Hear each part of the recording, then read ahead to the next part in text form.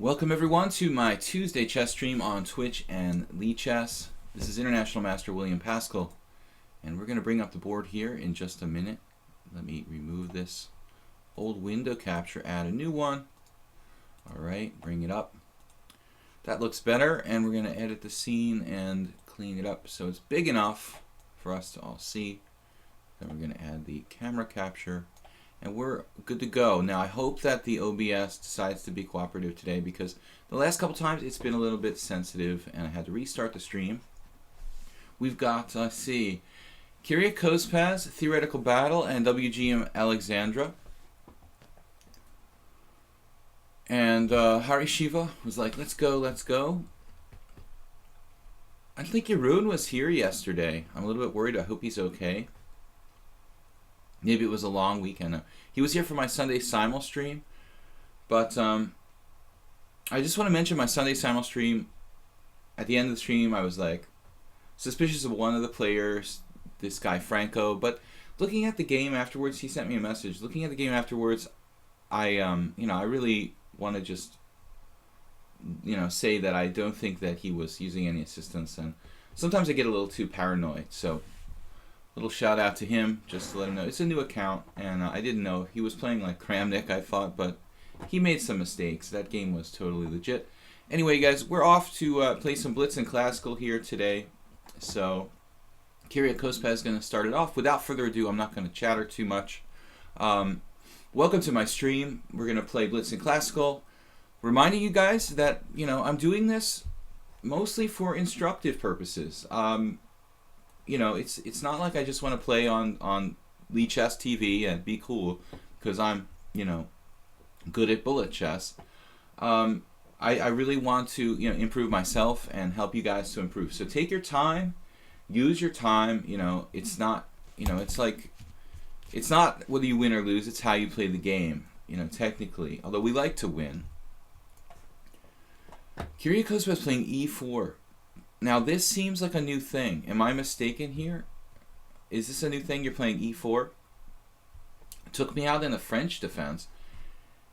I think it's only the second time that he's beaten me. He beat me with black in a French defense yesterday where I got really confused in the opening. Now, a little backstory. On the game from yesterday, Kyrgios, you played superbly. I played badly, but that's an interesting variation. Looking at it after the fact, I guess my position was okay. The problem was that my early h4 a little bit unusual in that particular position, but I found like one Arthur Kogan game. It was probably okay for me if I just realized that my queen can't move to h5, which is something that just didn't occur. All right, let's get on with it here. Knight f6. I'm playing an early knight f6 with this funny bishop on d3. I like to fianchetto normally in the in most Sicilians, but having a kind of recollection here against the late Dr. Kopech, who specialized in this variation for white, I tend to think I might have had this position against him in some kind of online blitz game or something to that effect. So I'm thinking d5 here. If I really want to play according to principle, it seems like d5. Somewhere I played Kopech like an online exhibition game, probably on the defunct US Chess Live site. Danny Kopech passed away this year. He was a computer scientist and an international master from the United States. He was kind of inventor of this sort of variation with bishop on d3, although he didn't normally play it the way that Kyrgios here played it. Maybe would play like c3 first and then bishop d3. I'm not sure, but the idea, this is Kopech's idea of like bishop d3, bishop c2. Not 100% sure. I never really had a big respect for this system, and it seems like the way that Kyrgios is doing it very early here against knight c6. I think I'd be more inclined to do it against d6, which is like less aggressive, less confrontational than knight c6. But I'm not an expert. I guess you can do it against everything.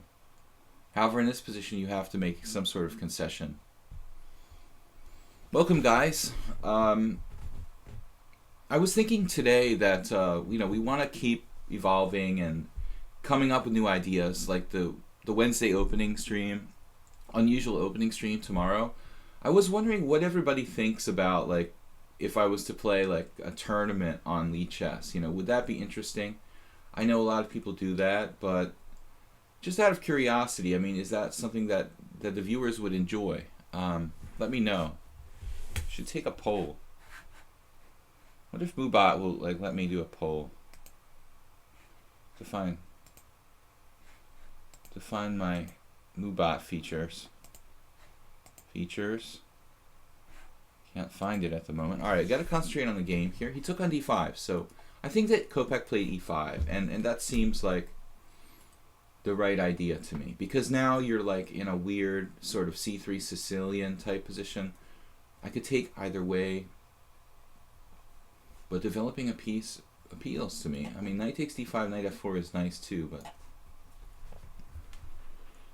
so I think Kyrgios that Danny played e5 in this position, and I played something like knight back to d7 and then bishop b5, and we get a very strange French defense where it's like an advanced French, but your bishop's on b5, and I haven't played e6 yet.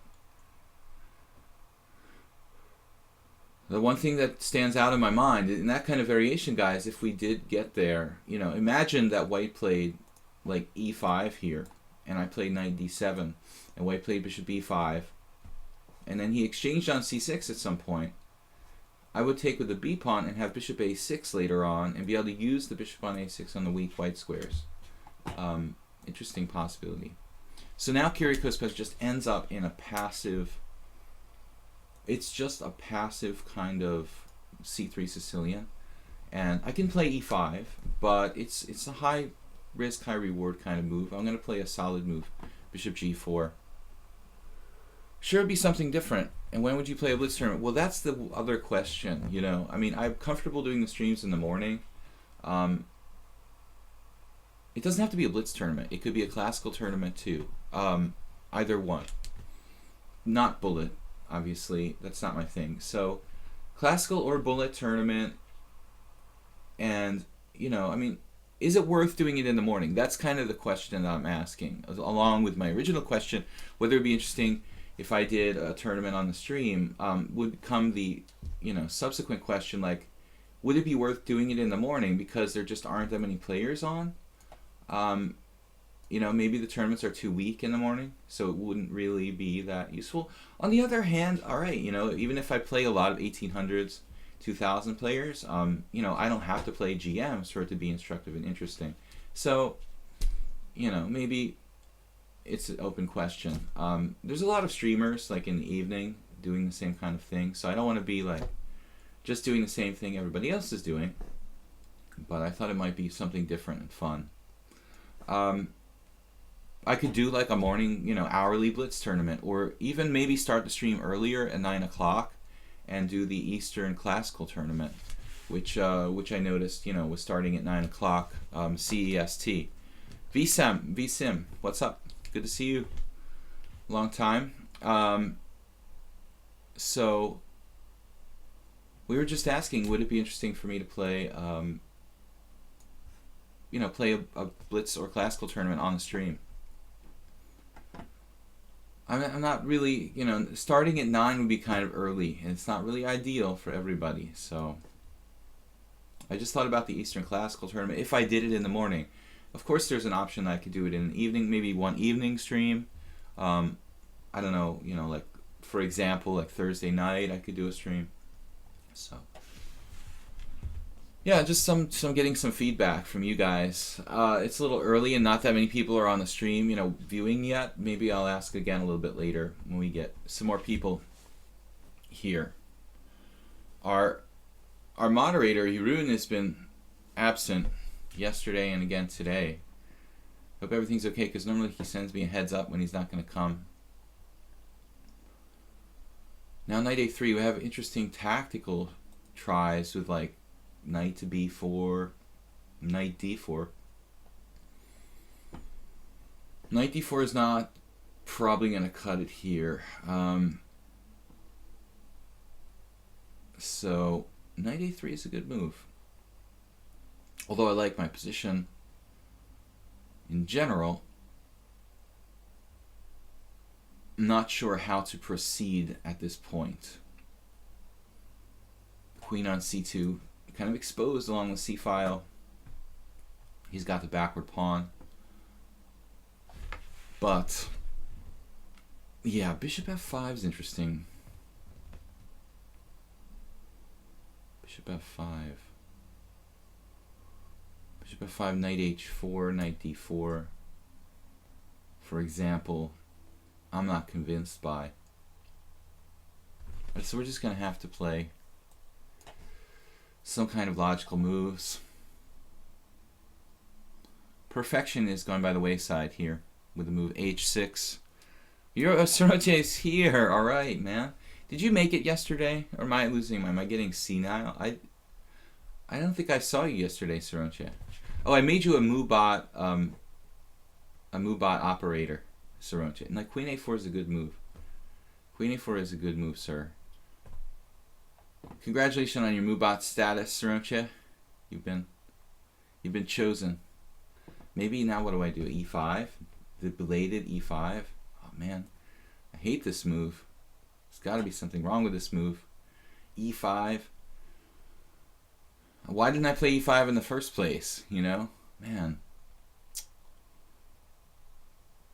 I didn't want him to play D4 and free his position. It looks like he's playing D4 and freeing his position. Maybe not. I'm concerned about my queen there. Maybe I should have played queen h5. I like to second guess myself a lot, guys. That can be a good thing and a bad thing. But now this pawn structure,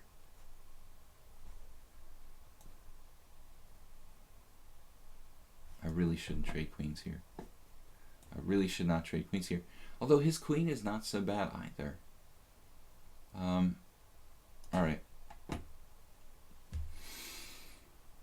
You could create a 1-hour blitz tournament where you play and you would be commentating. Okay, create your own tournament. Great suggestion, Hari Shivo.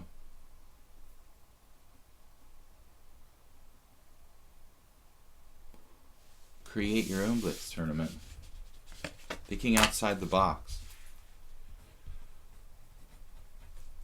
Yeah, so Soroche, I was just asking people if they would be interested in me playing and commentating a tournament.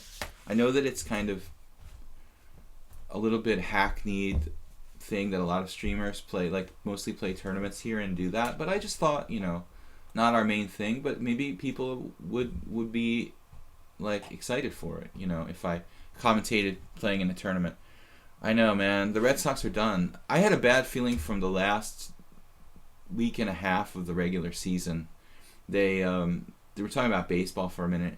The Red Sox from Boston just done in 3 games in the playoffs very quickly, very quietly. Yeah, it just seemed like they weren't themselves from the moment, even before they qualified for the playoffs. They started to play badly in their last series against the Yankees, and it almost felt like one of those things that happens when you're like, you basically start to celebrate too early, sort of thing. Anyway, that's over, so I'm putting it out of my mind now. We're going to put it behind us. The bearer of bad news. No, I know, man, it's not good for... Alright, I'm going to take this. This thing is... This is a lot of weaknesses in the black king side. Not so easy to exploit directly, but I think in the long run, white will have issues with the dark squares here, so it's not easy to exploit it right away. But I'm looking at these kind of squares, you know, all around here. Oops, not that one. These dark squares, and the pawn on e3. It's a very, very strong chance that those dark squares are going to be like a kind of fatal weakness for white. It could be quite good as long as they aren't hyperbullet. Yeah, we're not going to do hyperbullet, obviously. This guy DST, who comes to the stream sometimes, is a bullet player. He was like trying to encourage me to play in the hyperbullet marathon. Good thing I have an excuse not to do that. I mean, bullet is bad enough. I'm not interested in that. I want to just do something that's constructive. 5-minute chess is constructive. 3-minute is like borderline, and less than that, I think, is, as I said before, kind of like chess masturbation. Here, you know, you can argue that 2-minute chess is constructive, but not for everyone, you know. I mean, I think you really have to be thoughtful about it. What am I doing here? Alright, I'm just going to try to come up with a plan. How do I exploit these dark squares? On the king side, not so easy. You know, my dark square bishop's still bad at the moment, but we have a lot of central control. White can't really free themselves. d4 is impossible. e4 weakens the dark squares more. So we don't have to rush here. We can just kind of increase our space advantage. As I said, I think this may be his best move. But it does weaken his dark squares pretty significantly. This is even worse now around this square. And the classic pawn storm type of idea might be good for me. Not so easy to break through, though. I mean, I'll be honest here. Kyrgios says last time he's not thrilled with his position, but I think it might be defensible. It's probably defensible for white. Of course, this is the best move, knight h2. Though he has to watch out for certain things here. But he's got a blockade on the white squares. I think this position is holdable for white now. This was a mistake. I mean, knight g4. You should play bishop g4. And then you're probably holding the position. But after knight g4, it's an avalanche, and black is clearly better. So just the wrong knight move, the wrong piece to g4. With bishop g4, I think white is totally in that game there. We want to mobilize. Whoa. Whoa.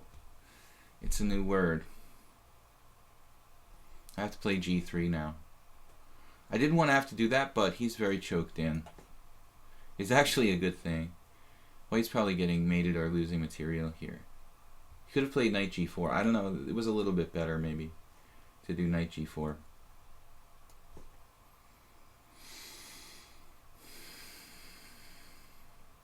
Well, it's convenient you went there. I think knight d4.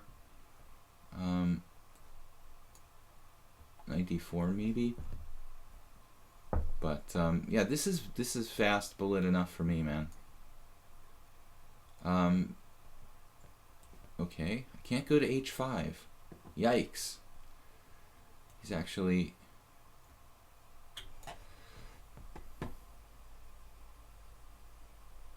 Whoa, what am I doing? Interesting blunder by me. Alright, let's be careful we don't go and lose this position now. Because we're still slightly better. But almost blundered it.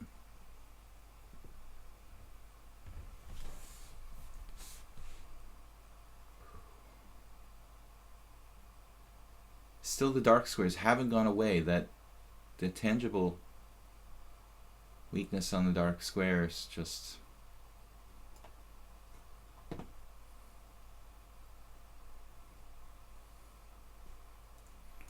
still haunting him. So at least there was a thematic result here. So the dark squares proved a fatal weakness. But very sloppy from me, especially at the end. He had less time. I should have played more cleanly. Theoretical Battle and WGM Alexandra. I wonder if they're friends. Sometimes they come at the same time to the stream. Ignored follow from somebody. Why do we ignore a follow from somebody? It's strange. Warning, ignored follow. Why did I ignore a follow? Mr. Boobot. Would be cool if you did a 1-hour super blitz or a 5-0 blitz tournament just to see how it goes the first time streaming. Yeah, maybe.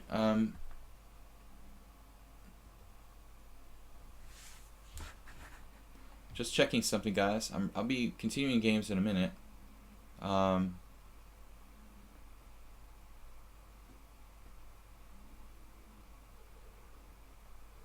so, Highway 1001. Why am I not following Highway 1001? Ignore to follow. Strange. I don't know what that means. I have to understand the Moobot. Okay. Be nice to everybody in the chat. Let's not call everybody noobs. Even if they are noobs, we can be nice to noobs. I'm a noob. I'm an online, or I'm a broadcasting software noob. Alright. Theoretical battle. Let's play this player. It plays usually D4, I think.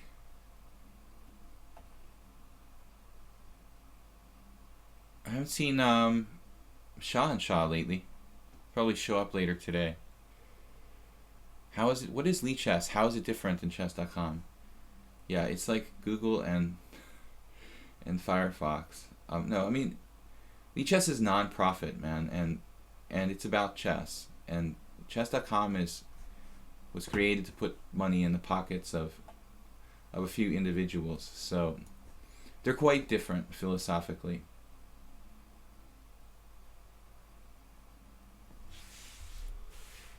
Chess.com is about a private company making a profit for themselves.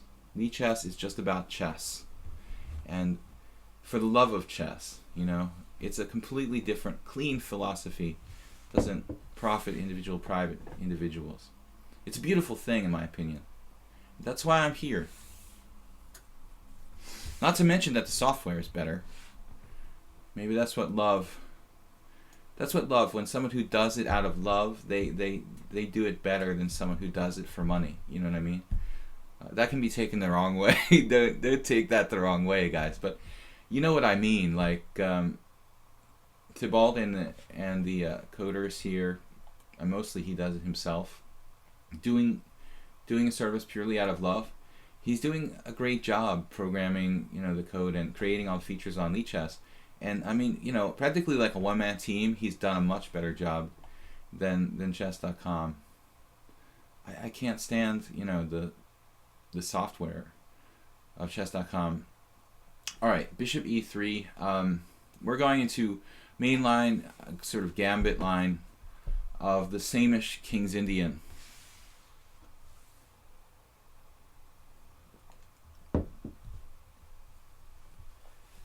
I mean, I like the philosophy of Lichess better, and I like the actual product better too. So it's a win-win situation. Knight to c6.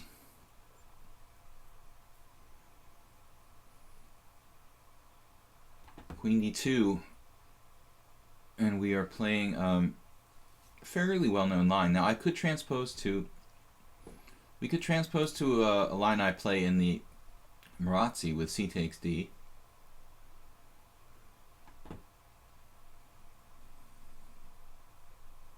We just played f3 kind of early, but that's kind of a useful move anyway. So now what? Queen a5, a6, and e6, I believe, are the other moves for black here.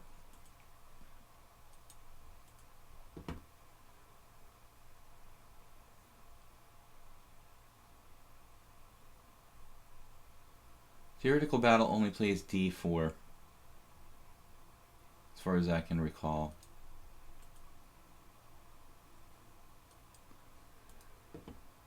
But it's an account that seems to just play me. It doesn't seem to play any other games really too much. Some bullet. It's very similar to WGM Alexandra. I almost get the feeling they were created to just play with me on my stream. Maybe I secretly created them just for entertainment value. I don't know what to play here. I'm just going to transpose.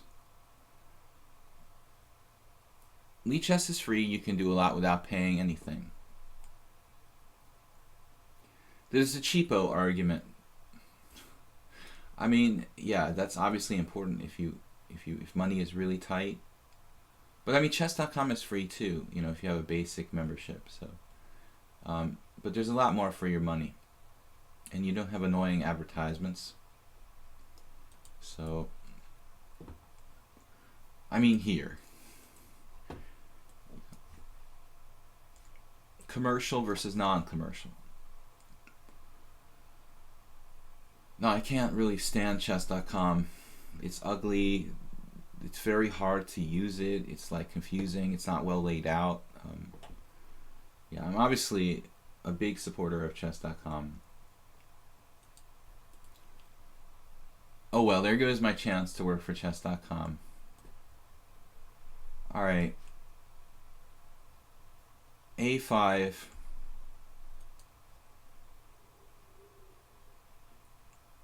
I'm a GDI.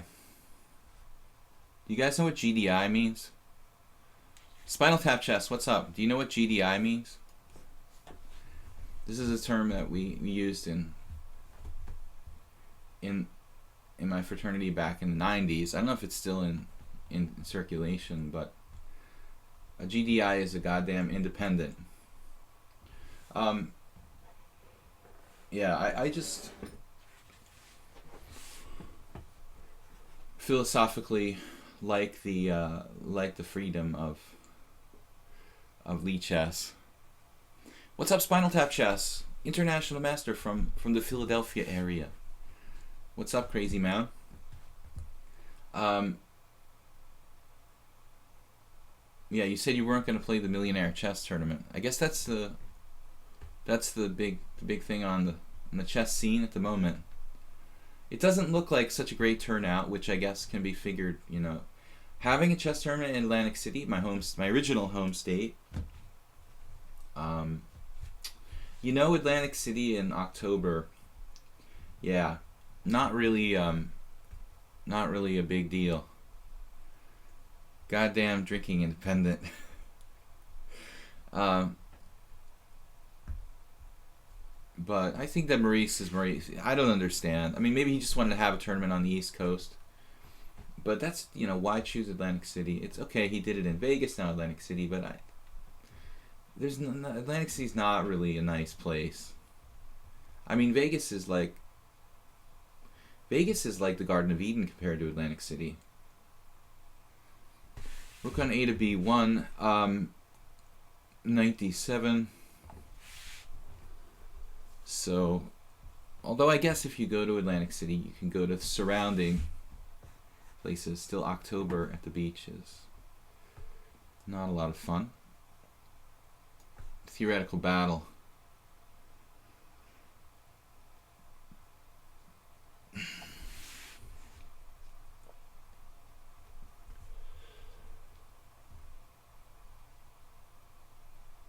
Yeah, well, I don't want to just bash on chess.com. I don't really support it, you know.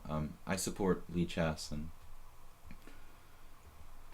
I don't want to polarize everybody, you know, that one is good and the other is bad. If you like chess.com, that's okay. You can like chess.com. I have students who use chess.com. It's okay. But Lee Chess is better. And is growing and will be better. So, Theoretical Battle here is a mysterious player. It's a d4 player, apparently.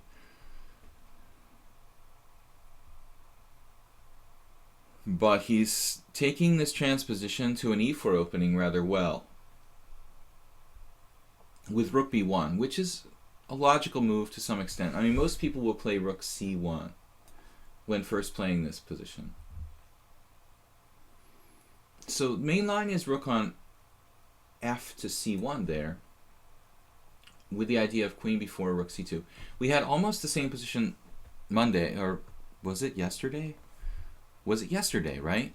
We had almost the same position yesterday, except the Rook was already on c1, and I played Queen b4. And White played knight to d5. I played queen takes d2. White played knight takes e7 check, and then king h8. But something else was happening because I had played a4 already, so I'm confused. I'm confused somehow. All right. Well, anyway, we've got to take this guy, and Black is equalized, probably. Queen b4 blockading is an important motif.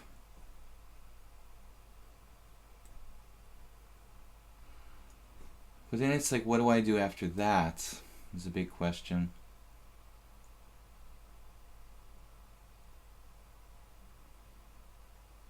Well, actually, what do I do after that? I can do rook c8 or something like that. I'm not sure the rook belongs here now. I've got to watch the e7 pawn. Actually, this is kind of an unusual capture. Mostly white recaptures with the c pawn on d5 to use like extra squares to the bishop, sometimes going to b5. So this recapture isn't as standard. I would say this recapture not as standard. Yeah, alright, queen b4. What am I doing here, though? What are we really doing? Yeah, they should have stuck with Vegas. I moved to Hungary to play chess originally. Because in those days, 12, 13 years ago, you still needed to make round-robin norms to get GM titles. So it really wasn't easy in the past until... It's still not easy to make GM norms in the United States. So it's kind of like that was my main motivation. Alright, well, I don't know. This is like about equal. We've got a blockade position, though. It's hard to play for a win for black. If white doesn't want to take any risks, it may be hard for black to really consider playing for a win. I just have to kind of hold the line here. The whole setup, not without having any breaks per se, like b5, e6. My pawn breaks are difficult to achieve, so it's kind of just holding the position. Maybe I can do like a favorable exchange, for example. Try something here.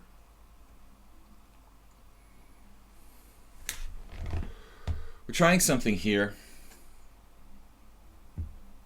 I thought it was normal theory to have your pawn chain facing toward the king.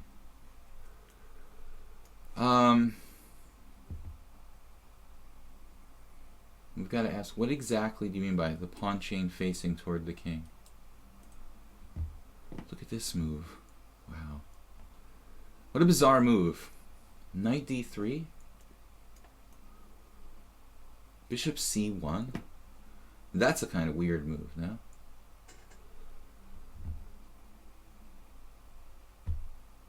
White getting a little bit fancy with the bishop c1. I don't know.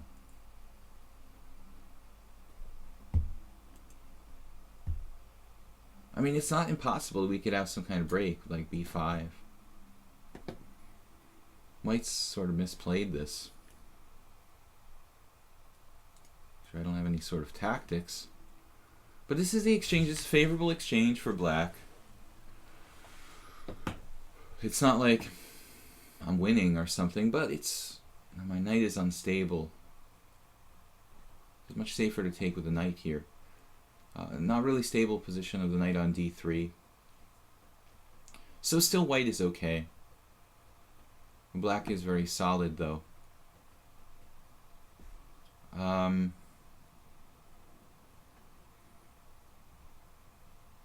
Interesting question now as to what I should do.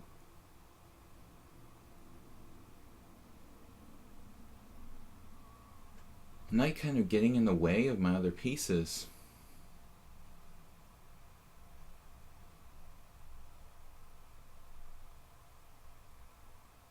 Rook a6 is interesting. Alright, this move b6 weakens my white squares a little bit, but it holds up the dark squares. Continuing kind of policy of a fortress type play.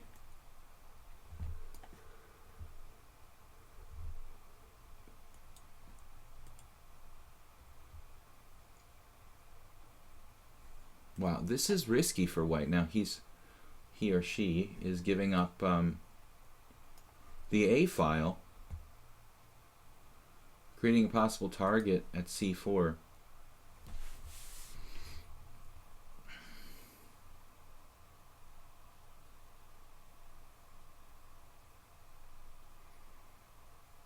Sorry guys for the banter has to stop a little bit here while I kind of focus on the game. I mean, the side conversations about chess in Atlantic City versus Vegas. Focus. I like my game, but I don't know that it's, you know, like anywhere close to big advantage. It's very solid. I must play Rook A4 hanging a piece. That would be a good one. Yeah, I should really play Rook A2 and get active. The A file was one, you know, one risk for white.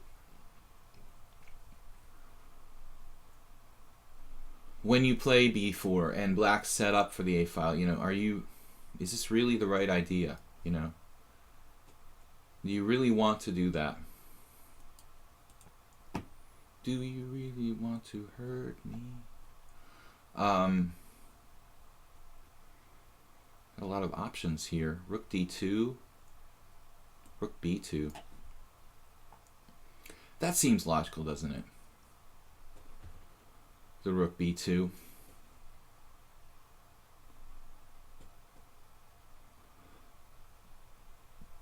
It may still be a draw, but I'd rather be black.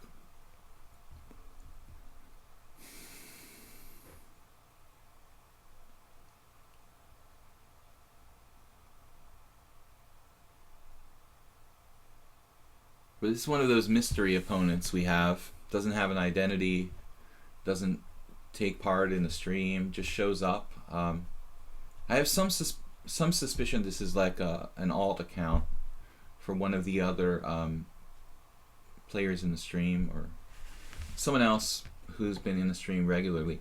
B5, and now white has no threats. We play knight d7, knight c5 maybe. Permanent outpost. I think first we have to grab the A file or grab it back. So let's grab it back. Not sure it's good enough though. Maybe not. Knight d7's fine. Rook takes b5. Knight d7's fine. I think knight d7's fine here. But theoretical battle not playing perfectly but very fast. We have this threat of rook takes b5, so he can't like move to the A file without dropping something, apparently. But even if he did go to the A file, I'm not sure how big a deal it would be.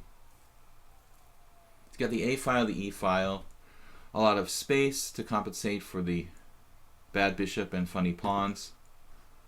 Bishop there is a bit weird. Okay, well, yeah. Man, this player defends pretty well.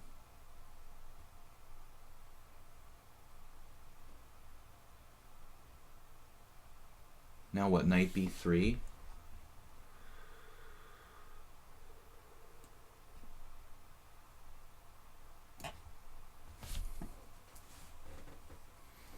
Maybe we can just win the c-pawn. Theoretical battle very fast. Constantly have more time than me the whole game. Knight d2. Knight d2 looks kind of good.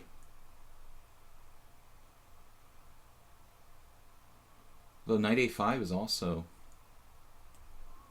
interesting.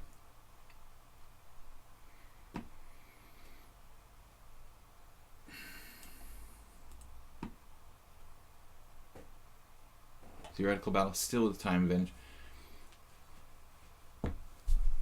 Wish everybody had an identity so I could be sure they weren't just the same players playing multiple accounts against me. But theoretical battle, we just have no info on this player at all. That's what I appreciate though, those who are open about their identity and stuff. It's very cool. King g7, I guess.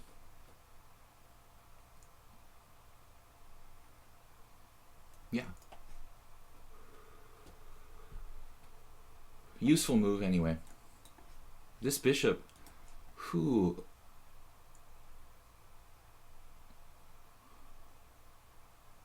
Oh, he's on my pawn there. Duh. Okay. A nasty check here. Tangled up. Tangled upolus. Alright guys, well, this happens sometimes. This is what we try to do in these WGM Alexandra. Very much like Theoretical Battle, kind of mysterious account. Doesn't seem to play anything but bullet outside of our stream. E4. Alright. Now what are we going to do again today? We're going to play, maybe, actually, yeah, let's play E5. Resignanian says, who's next? Resignanian, Max, 123, and you. Did you drop or something? Not a lot of challengers. In the last game, you know, White had a lot of little tactical things they had to watch out for. Yeah, I wonder about these people that are anonymous. I always have... It's your prerogative to be anonymous, but I have suspicions about them being multiple counters. Bishop A4, Knight F6. I talked yesterday about my paranoid nature, and it comes up a lot. I mean, that's the problem with the internet and chess. We don't know who we're playing against, really. Castles, Bishop E7. Resignanian, like, I appreciate, he's kind of open. He's a national master from this country, and, you know, that's the way I like, you know, I think everybody should be. Let's be honest about who we are. Rook E1. And now you're threatening to win my pawn, so I have to play something. You know, some players play D6, but it's kind of passive, so. It's not Alexander Kostyanyuk. It could be a Kostyanyuk. A Kostyanyuk follower, let's say. Maybe it's a tribute to Alexander Kostyanyuk, but Alexandra's just a normal GM. Why not just GM Alexandra?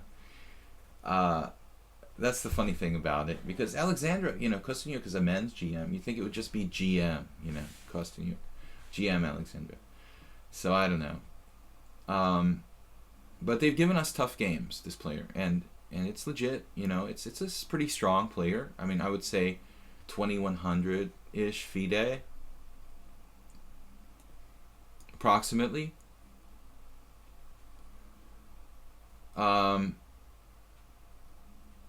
So here we go into Karpov-Zaitsev variation. I don't know the theory very well. I'd like to learn how to play the black side of the Lopez.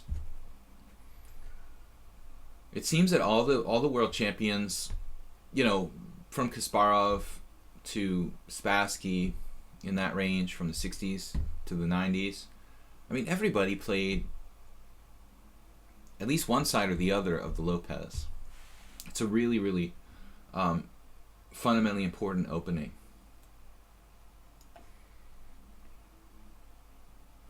So rook e8, pressuring the center. If White plays knight g5, we have to repeat moves.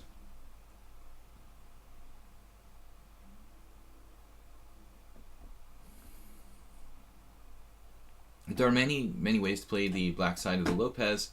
Mostly lately, it seems like knight a5, the oldest kind of variation, the Chigorin variation, has been coming back into fashion. Welcome to my stream, guys. Don't forget to check out my YouTube channel.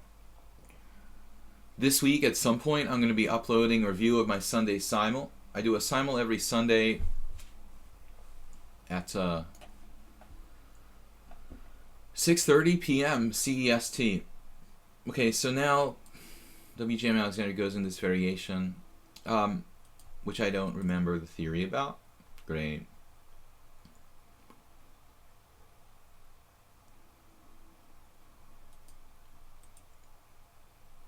Absolutely don't remember the theory here. Takes.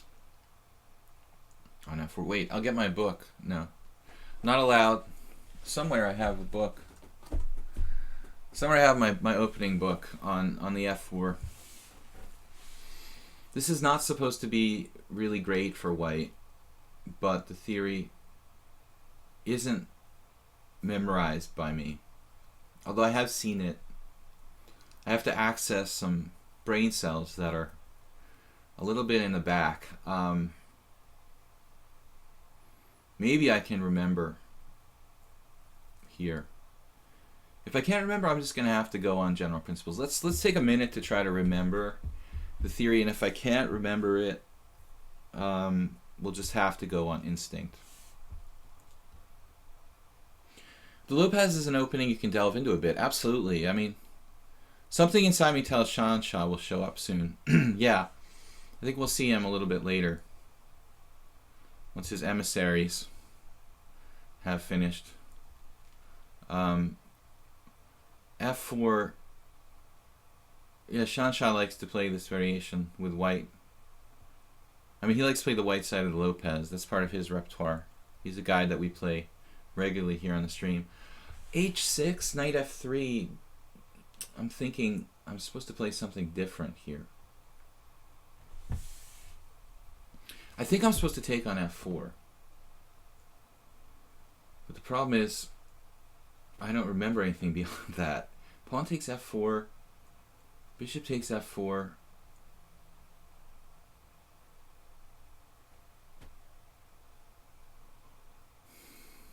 Tactically, black's supposed to be fine in this line, but I don't remember the theory now. Takes an f4. Bishop takes f4. h6.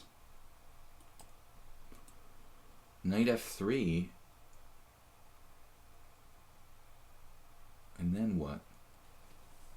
Seems like I'm just losing control of the center if I make kind of obvious moves here.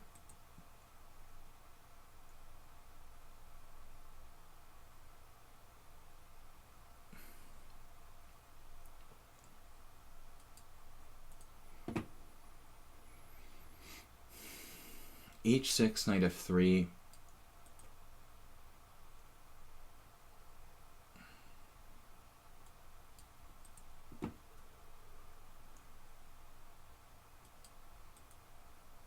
I just don't remember the theory. I know there's supposed to be a bishop on f4. I'm definitely supposed to take on f4 at some point, but I'm not sure.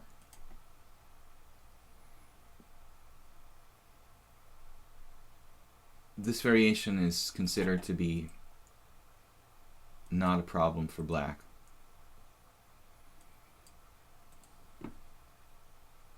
But I don't remember why. I know the bishop comes to f4. Pawn takes f4, bishop takes f4. And then what? I can't play knight h5. Knight d7's too passive. If I play h6, the knight simply goes back to f3. White seems to have a favorable kind of king's gambit sort of position. You play knight h5 there. It looks totally abstract and off-center.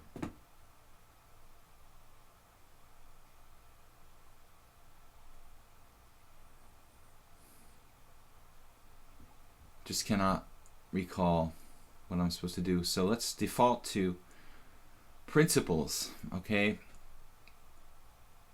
Let's play this position on principles. Maybe I play h6, but then what?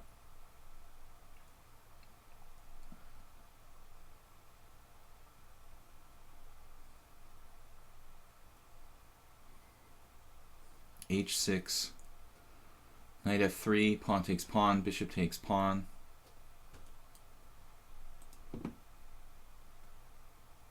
I could play knight h5 and like bishop h4 or something. Knight h5, bishop h2, bishop h4.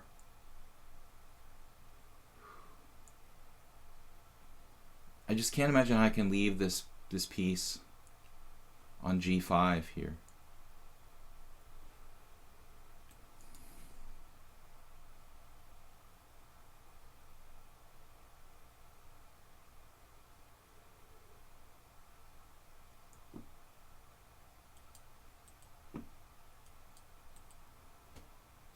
Can't really maintain my center.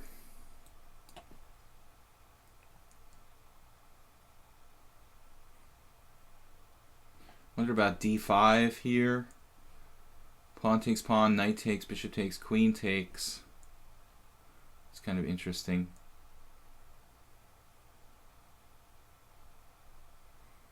But d5, e5, knight e4. White can just challenge that. White can just challenge that, I think. Queen d7.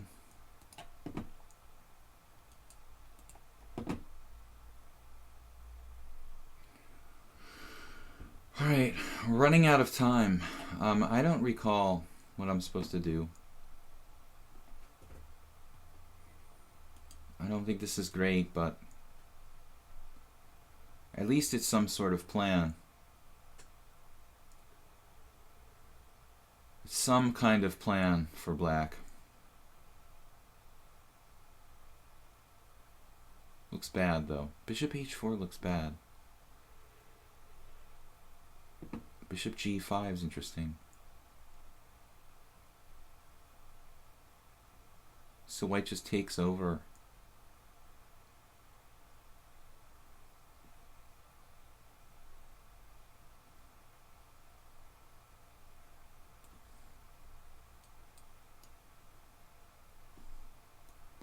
Alright, let's try something else. Knight's on a5 and h5. It's always good. Maybe f5 at some point. I don't know. We've got 25 seconds to the mysterious WGM Alexander's 6 minutes here.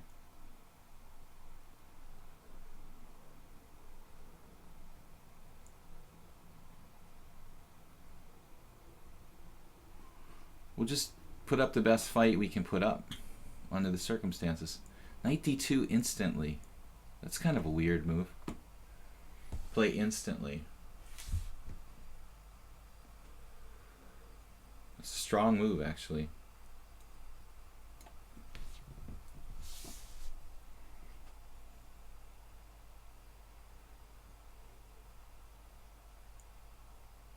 Yeah, that looks like best. White is clearly better here. Actually go back. Knight's on a5 and h5. Not ideal. Our goal is to just survive.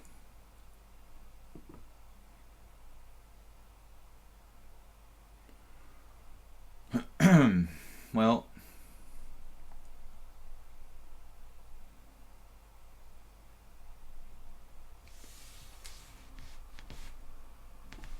I think Saronche, what's up? You got labeled as a cheater, a youth player at your... what happened, guys? Just find it hard to believe GPB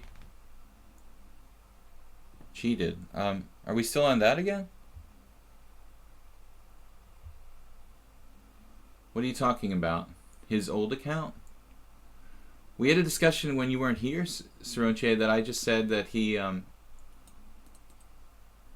played. I was shocked that he said he'd never played in a rated game. I didn't outrightly accuse him of using a computer. I mean, obviously he has a bad score against me, so he's not playing straight up with the computer against me. I don't know what you guys are talking about. I'll get back to it later, but there's this moderator and regular player on my stream who revealed to me yesterday that he's never played in a tournament, although like on Lee Chess he's close to like 2200 in classical chess. I was just in shock, you know. I was like, how can you never have played in a tournament? He couldn't really explain it, but you know, he doesn't strike me as someone who's blatantly cheating with the computer either, you know. So I just like, this didn't quite make sense to me. That's the thing that bothered me about it. Someone said it just, you know, something didn't feel right. I don't want to dwell on this. You know, everybody's a cheater, blah blah blah. Every day. Timeout piece of sheet.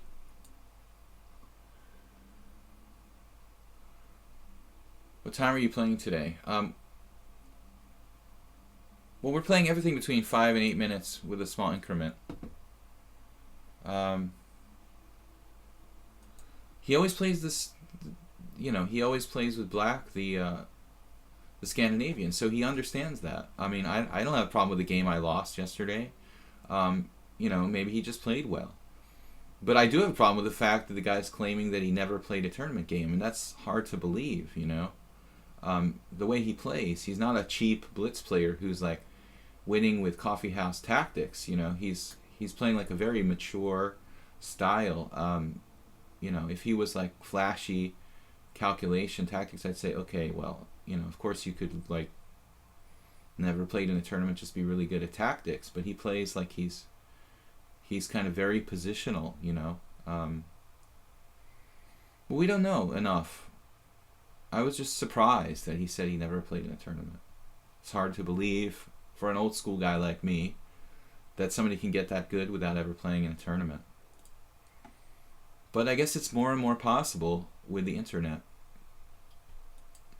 But the maturity of his style, you know, that's the thing that really is... and really, I have a good score against him, but a lot of the games are very unconvincing, where I would just, like, win on time, or he would make a kind of horrific blunder right at the end in a tense position a lot.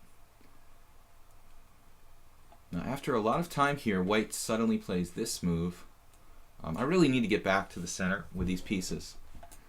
So we're putting pressure on e4, forcing white to do something. Hopefully something bad. Those two bishops look pretty good. You have to admit, white is better here. There's really no question. But maybe we have just enough to hold on here. Lots of people never play tournaments. You can teach on yourself. Yeah, but I'm saying the way he plays is... Lots of people are like 2200 and they've played and taught themselves. I don't know about that, man. You're talking about like 1% of the population is that good. We're talking about lots of people. It's like in the 99th percentile or something.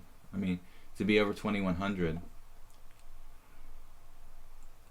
isn't that easy. The top 1 percentile or top 2 percentile.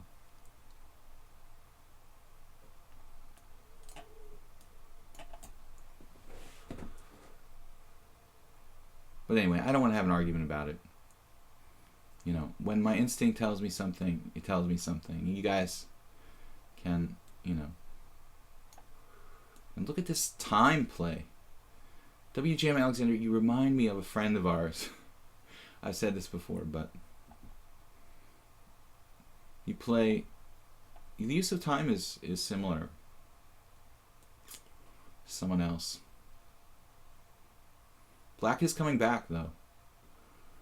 Black is hanging on, I should say. I don't know about coming back, but we're hanging on.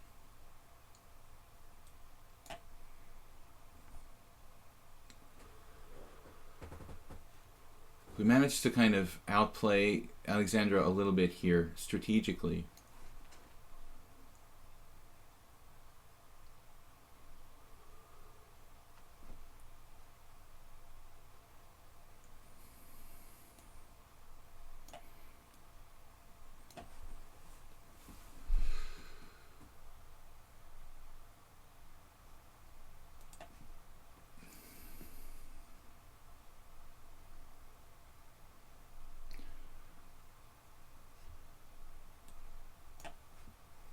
I'm not going to do anything. I'm just going to wait.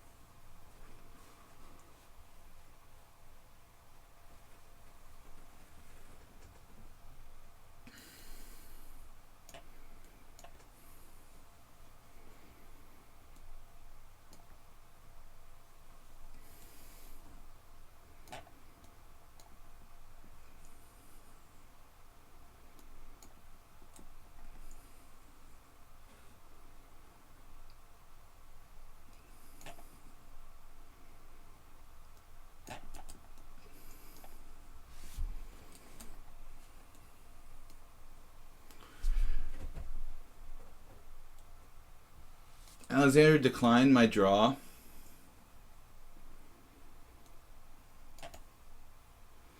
Try to play for a time win here. Alexander seems angry about something, I would say.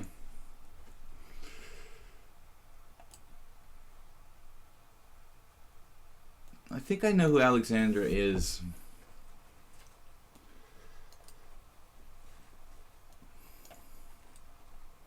The time usage is like a dead giveaway. Basically.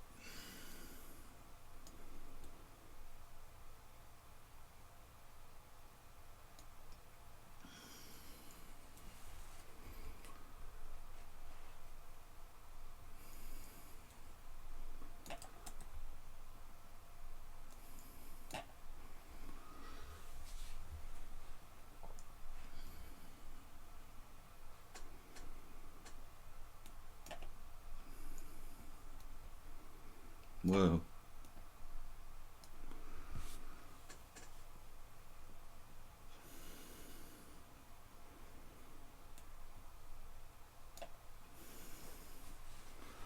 It's getting a little monotonous here.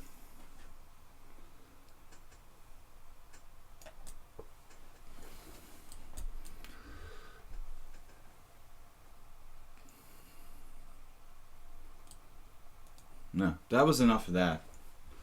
Okay, good game. Very tough. Pretty tough for me to play like the whole game with a 3-second increment. White was very, very tough, but didn't want to draw. Okay, then I have to try to win. Yeah, Alexandra. Yeah, I don't think that it's the real Kostyuk. It's somebody who's very, very exactly like another player who's usually on my stream. The same exact kind of play, the use of increment, the style, basically. Yeah, it's pretty obvious at this point. It's a secret conspiracy. What's up, online wiki? Resignanian? Don't ask me about that. Resignanian's up next, and then Geese, piece of sheet, Andrea Peroni. Ooh, that was kind of tense, guys. I'm gonna have to commit that variation to memory because I totally screwed up the opening. I mean, it was clear advantage to white. I'm nearly lost, you know, with the knights on a5 and h5. White having the two bishops there, it was all I could do not to lose material and lose by force. A very, very stressful game. Sophia Rogers, no. I don't think so, no. Sophia Rogers arguably stronger than I mean, no, definitely. I should say definitely. That player was stronger. I mean, was the player formerly known as Sophia Rogers was master strength and blitz. I'd put them around 2200. I don't think the WGM Alexander's quite that strong. Like they're very fast, but in terms of absolute strength, no, it's not in the same league as Sophia Rogers. Sophia Rogers cheated using an opening book, but this player isn't cheating or anything. This player is just playing. I think that Sophia Rogers, though, although using an opening book, was legitimately around 2200. Maybe 20, like a strong 2100 type candidate master player. We haven't played this variation in quite some time. I needed to get away from the stress of e4 for a minute after that. Catch my breath. you could see he was angry, like didn't want to draw. I offered in a legitimately probably equal position. I offered a draw, and we had both 8 seconds. Like, why wouldn't you take a draw in a casual game? And the other thing is that WJM Alexandra said a lot of mean things to people, like when they try to talk to them on the stream, was telling people to shut up and stuff. So it's not really a nice person. I'm getting this kind of angry vibe from the WGM Alexandra. And plus, they really want to win. You can feel the the desire to beat me very, very powerfully. The way they're trying to win on time so desperately, you could just feel like they really want to win. I mean, maybe angry isn't the right word. I mean, that was sort of influenced by the shut up comments that this player made, but like desperately wants to beat me. Not really friendly, Okay, we shouldn't say angry, but how do we say, like, if not angry, then, I don't know, just not friendly, really. Now, c5, this is a new move, guys. Let's stop and take a look here, because totally new idea from Max123. Never seen this, and I never want to see it again. That's like a chess-based thing. The Fritz engine, the old Fritz, like Fritz 11 or whatever, it has that program voice. It had little commentaries it would make, like, I've never seen this move and I never want to see it again. Does anybody remember that? Or am I just sounding like an idiot? c5, wow. A la Peter Svidler, like a delayed c5. Interesting idea. Looks kind of risky. I mean, you could argue I'm ahead of development here and Black's opening it up, so maybe it's just bad. e5, knight d5, knight takes c4. There's scary knight b4 type things coming in. I could sacrifice a pawn temporarily with like e5, knight d5, a3. Maybe c takes d4, knight takes c4 type things, and blockade on d3. Not really sure about this. In order to comprehend after e4, c5, b4, d5, you're talking about the wing gambit. If I push e5, you would push on d4. No, man. No, that's a known line. The big question is, do you play e5 or not? There's two ways to play that wing gambit. Crusader of Hope, I have decided to show up 11-11 tomorrow, so it'll be harder to predict, and we can actually really test your skills of prophecy. Bobby Richards remembers the Fritz voice. Intense is the word. Intense in a kind of almost negative way, but yeah. I want to say, intense is a good word for WGM Alexandra, but almost in a kind of negative way. I feel like they want to beat me. I told a story about a Russian candidate master, a really old guy named Avram Rizhikovsky, who was in Boston at the later years of his life. He was like 80 years old and still around 2150. And I think in his prime he was probably around 2300.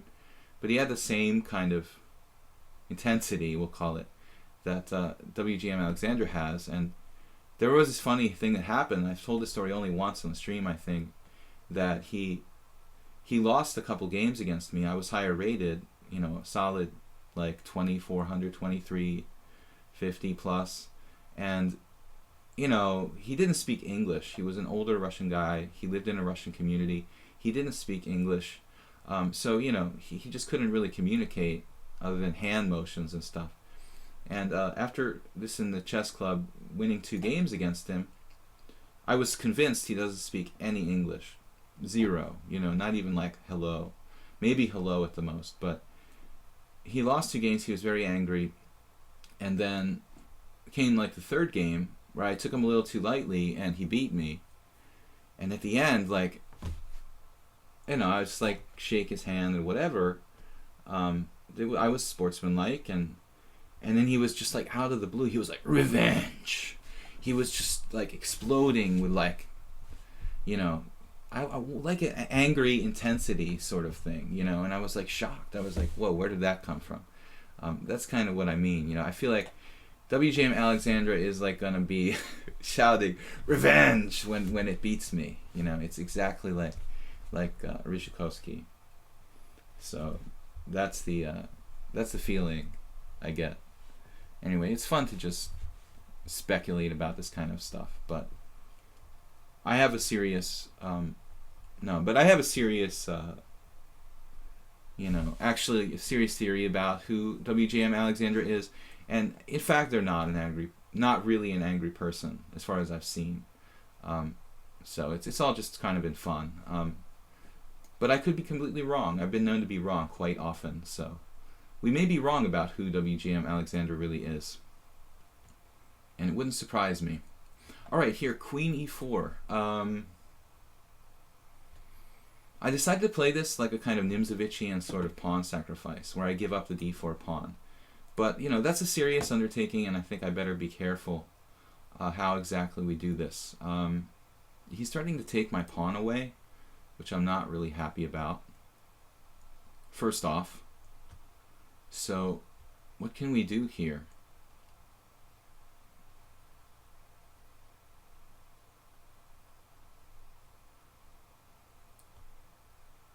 Well, again, we're drifting in this terrible time pressure. I guess developing a piece or queen e4. There's really only two moves, this or this. Queen e4 runs into knight c5, and I'm not really sure. Maybe I do have an idea there. We have to calculate pretty accurately here. Queen e4. Thanks, Mubot. Mubot strikes again. Poor WGM, but it's, yeah. You know, of course I would never, you know, talk so much speculative stuff about someone who was like, you know, an active and happy member of the Sludgy community here, or Sparkle Horse community here, but they don't really interact, so, you know, I feel like, and they've been mean to some of the viewers who tried to talk to them, so I don't really feel bad about, you know, talking about WGM Alexandra. I mean, telling the other viewers to shut up, and I think that you're kind of, you're free game, you know, for discussion after stuff like that. So I play them, and I don't, you know, I'm not going to discourage them to play in the stream, but, you know, I don't feel bad about speculating who this mysterious person is. Pretty strong, but not that strong, you know. Sophia Rogers was a strong candidate master level player.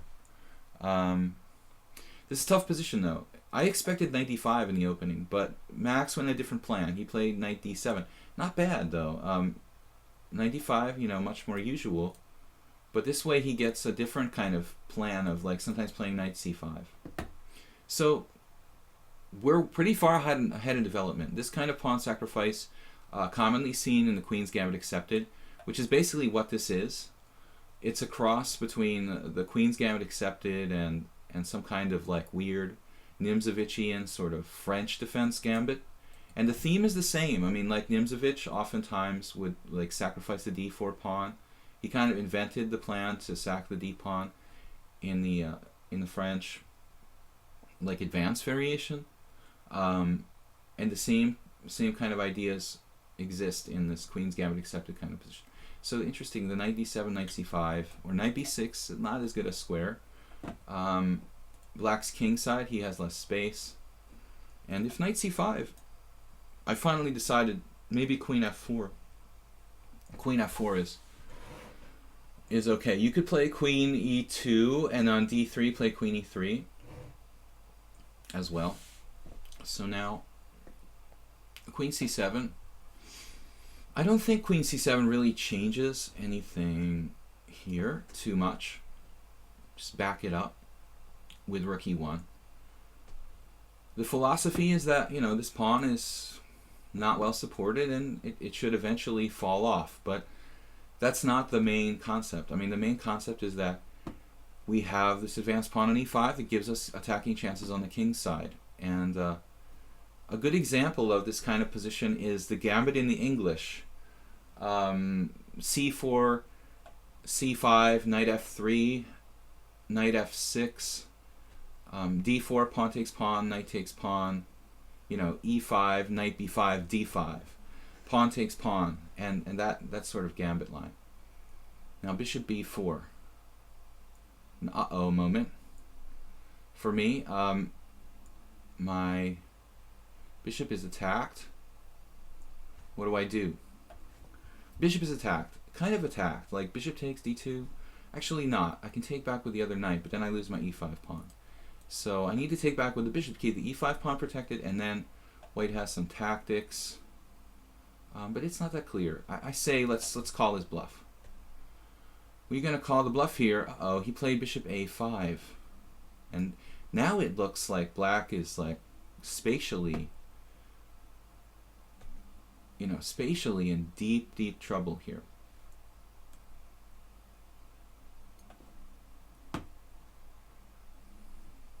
We've got knight c4. We've got mate on h7. We've got rook b1 maintaining the position, which is really key. You know, I don't want to give up the... but maybe black has something here. We shall see. Very complicated. I don't know.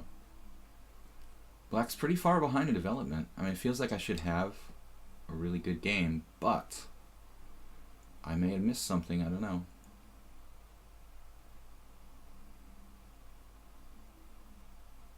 Black with, actually both of us not with a lot of time. Highway 101 said blindfold classical would be interesting. I'd have to really practice, man. I mean, it's been 20 years since I played blindfold chess. So I know, like, you know, what's his name? Gariev plays a lot of blindfold. He's become like a specialist. But I mean, I'm not a big expert in blindfold chess. Now he's going to, yeah, he's going to 95, but there are other factors in this position, like the d6 square. So, great suggestion from Highway, but I think it would take a lot of, really a lot of practice on my part to be able to pull that off. Well, g4 kind of obvious. I mean, knight d5, knight d6 check is not like necessarily immediately fatal, but a lot of stuff is going to start, as Hebby says, to creak. Speaking of Hebby, and we had an English player here a lot, Royal Python. I don't know what happened to him. We haven't seen Python in ages, basically. Queen f4 walks into this darned threat of what kind of neat idea here. Bishop h6. We're like running out of time. Man, we should have nearly mate. Knight g5 probably isn't bad.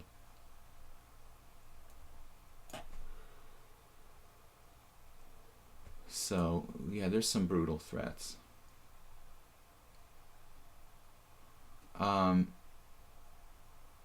When I say Hebby, the English Grandmaster Mark Hebden, he calls it creaking. The position is like a boat that's starting to like fall apart. He's starting to creak, yes. Queen f4. That is triple attack on f7, man. That is hard to meet. I don't want to trade queens. That's one way to defend it. Man, this is not healthy for black, but still he's not immediately capitulating. Healthy or not.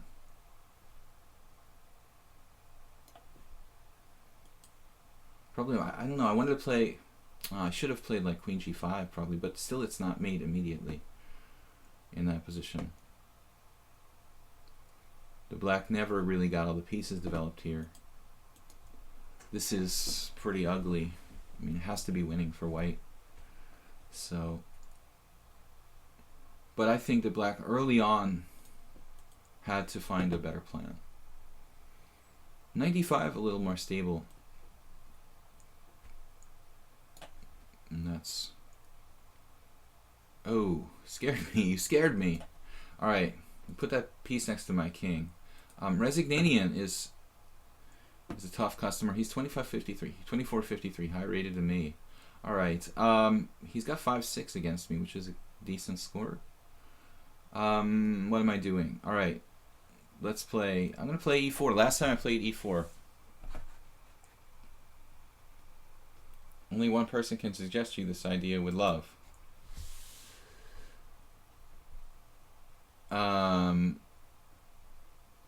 With love. Well, what kind of love are we talking about here? Just brotherly love? Or alright, knight f3. Resignanian, we had like what? Weird Sveshnikov last time. He's from Latvia. He's a national master. I don't remember. Oh yeah, I played g3. Well, honestly, that's my repertoire here. I don't really have anything else against this move order with white. I have played knight b5 in the past. We could go down that road. I played a lot of games with computers in this line, but it's been a long time. Karpov actually liked to play this variation.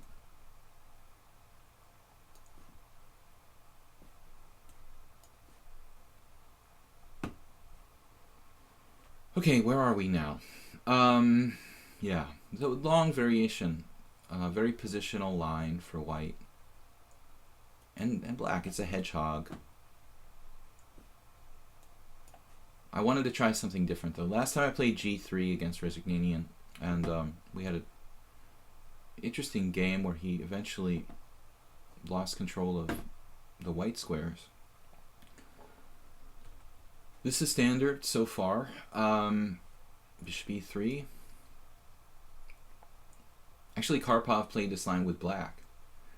If we look at chess history a little bit. So, indirect pressure on the e4 pawn. d5 is the most important square, I think, in the Sicilian, and black is doing his fair share to fight for that in this position. So I don't remember playing f3 in such a position. It looks really weak. But it's been so long. I guess people play queen b3. Like Karpov has games with queen b3, knight d7. It kind of takes the pressure off of e4, you could say. But I'm not really sure if it's a good thing or not.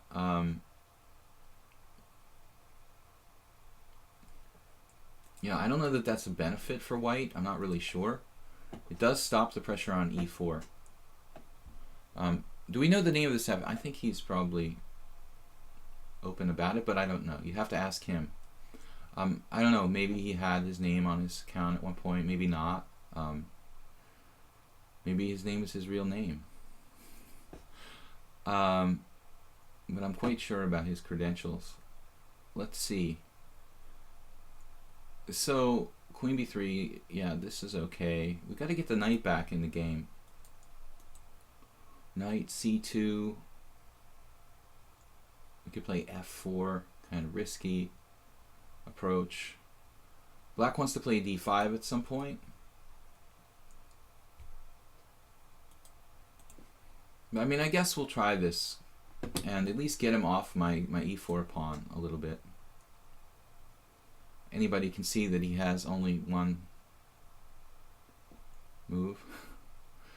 Dude, he's not listening to the stream or something.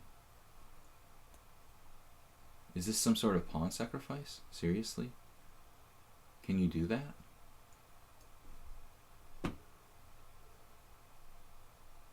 Maybe he knows more than I know. Wouldn't surprise me. But we go back to Karpov's My Best Games. We'll see. Pretty important game he played there with like knight e7 and knight c5. I have an advanced student who wants to work on his technique. He's a master, but came to me, and I really recommend, like, if you feel you want to work on the technical side of your game, you could do a lot worse than studying Karpov's games. That's why I mention it. Karpov, maybe modern players think of as playing like the Petrov and Caro-Kann, but in his early stages of his career, he played a lot of Sicilians with black, especially Kahn, Sicilian, Paulsen type stuff. So Karpov also played e4 with white in his younger years. You see a good kind of model player for an aggressive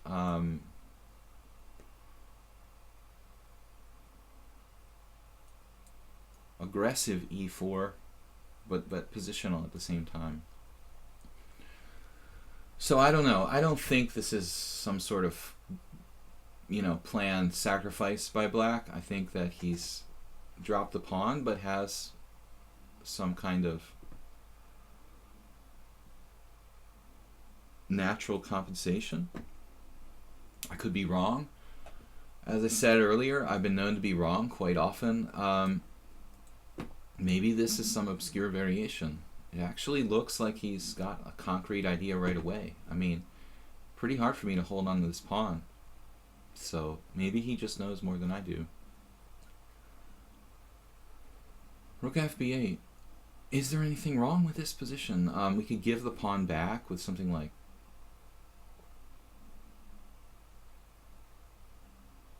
My knight's still terrible. Man, what do we do? Bishop d4, bishop takes e4. My knight is an embarrassment on a3. Bishop d4 is kind of exposed, not a great square. Looks like we're just going to have to give the pawn back. I just don't really see a better idea. Knight a4. Ooh, knight a4, bishop c6, just asking for trouble. Losing immediately.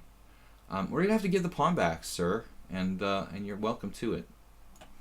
So you can have your pawn back. And I've got to be careful I'm not worse here. Maybe it's a known sacrifice. I didn't know this, so thank you for teaching me, Mr. Rezignanian. I didn't know that you can do that. Wow, that's... Maybe I missed something, but... No, that's new to me. I haven't followed the theory in this line at all, though, so I'm not surprised if this is a stock sacrifice. Wow, I thought you just hung a pawn on b6. But we learn something new every day. Hi, Paris with a C. Do we know the end name of this enemy? We asked that already. All right, it's a form of Marazzi. Yes, it is a kind of Marazzi. Marazzi. Was WGM Alexander really angry? No, but it was like, I don't know. I offered a friendly draw in a position that was 8 seconds each, and I thought, like, this is an unrated game. Most people would take it since they weren't better anymore, But WGM Alexander was like continuing to play for a win at all cost. That's why I said angry. I mean, it was kind of like, well, you lost your advantage and we both have no time left. So let's just, again, Dr. Kopeck comes to mind. Offer them a sensible way out. I had this game against Nick DeFermian one time where we had a queen ending, where he had a queen and pawn and king, and I had queen and king. And it was like a knight pawn or something. It was a win. But we both had like less than 2 minutes left on an analog clock in a complicated position. And basically, Nick was like 2,600. I mean, he's a strong GM at that time especially, and he wanted to win. But it was like, he couldn't find a way to break through, or to do the ending, couldn't find a way to, technique the ending or whatever, and he was having trouble. And when his flag got down to like 45 seconds, I was like, okay, I'm going to offer a draw here because, this is not a digital clock. We don't have increment, and anything could happen now. So I just offered him a draw. He had like 45 seconds and I had like a minute and a half, and he was having trouble making progress. So, rather than turn into like a clock smashing contest or something, and he was like, shut up. This is what he told me. He shouted really loudly, like, shut up, And then 45 seconds later, he lost on time. And as a result of that, he like didn't qualify for the U.S. Olympiad team. So, sometimes, what is it? Discretion is the better part of valor. That's what they say.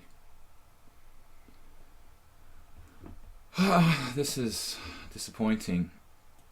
Are we worse or are we equal? That's the only question here. Although we would have theoretically a chance to. We have this move which is fortunate. Knight c4. We do have the queenside majority, and we're lucky we have knight c4 because like any other move pretty much loses because of the queen on the file. So again, I just kind of offered WGM Alexander a draw, not because I was begging for a draw and I was worse. It was equal at that point, and we both had 8 seconds left, so I don't really understand why it's so important to like win on time when it's 8 seconds each in a approximately equal position. That seems like a kind of angry thing to do, like a defer me and telling me to shut up.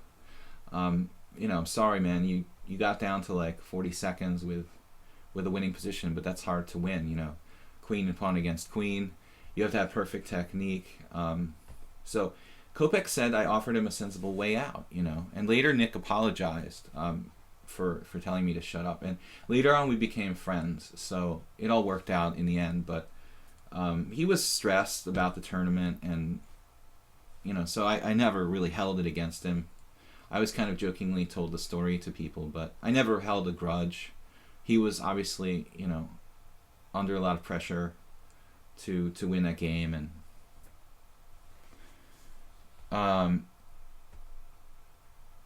what is recommended to get over 2,000 rating strength? It all depends. It really all depends on you. Everybody's different. It really depends on what strengths you have, what you've developed already. So we can't just come up with like a recipe that's across the board for everybody. I'm fortunate I had this knight c4 against Resignini, because if it wasn't for that, I would have been dropping my a pawn. Just kind of lucky that now we enter a technical stage where probably it's about equal. But I think White has like an itty bitty advantage because of the queenside majority. I have a passed pawn, so, but objectively this is still probably a draw if black plays accurately. Even me having a passed pawn on the queen side,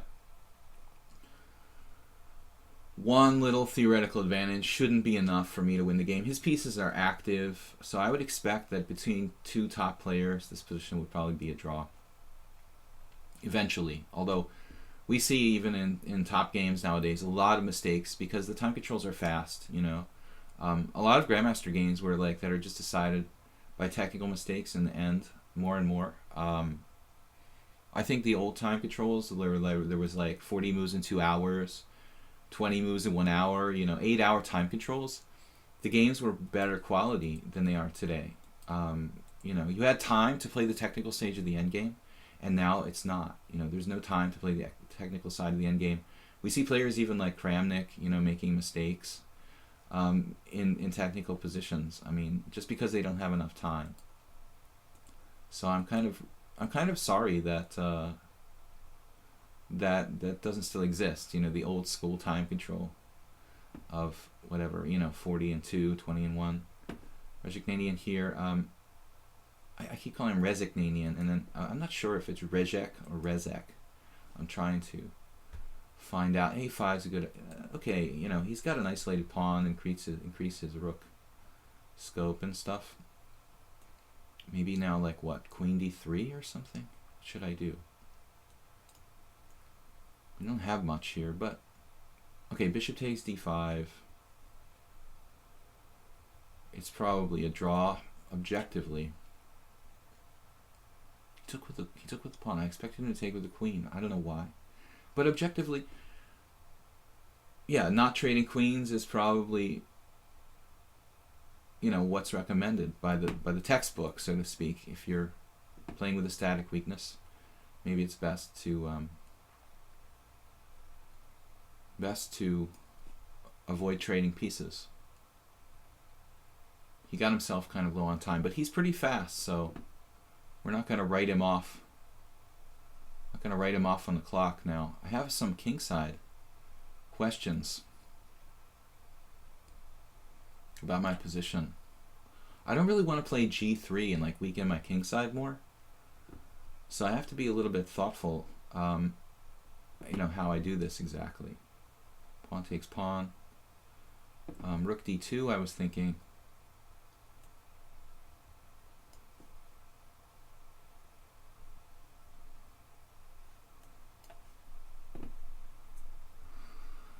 And I don't really want to play h3 necessarily and weaken my king side more.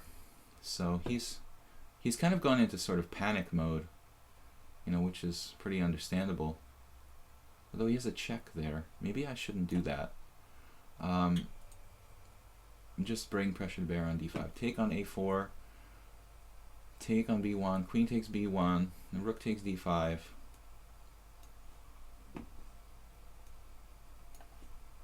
We sniped a pawn, looks like. But maybe it's not enough. I don't know.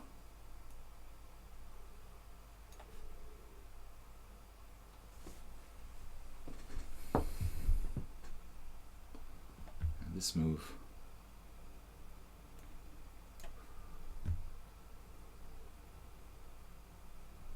It's going to be hard to argue with this. And what am I doing? Rook e7 here?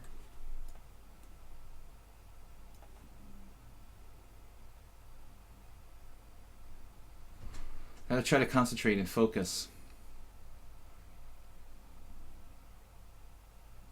I think last move he had queen takes a2. But I might have had a trick, rook e8 check. Ah, rook e8 check would have won for me. So that was my trick. Mutual tactics. Queen takes a2, rook e8 check. That would have been nasty and won on the spot. Now he's threatening to like kill me. That's really, speaking of nasty.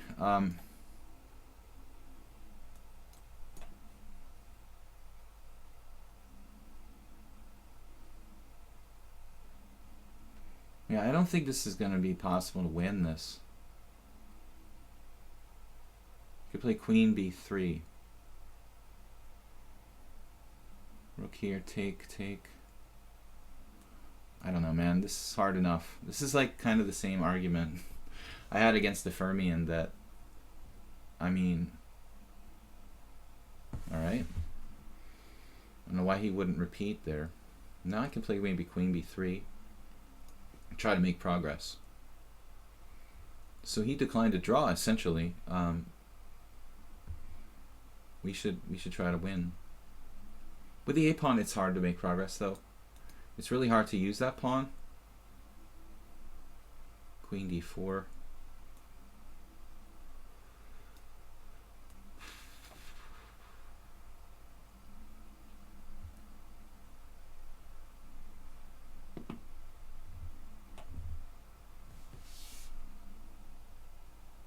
Bishop d4. I have tactical trick.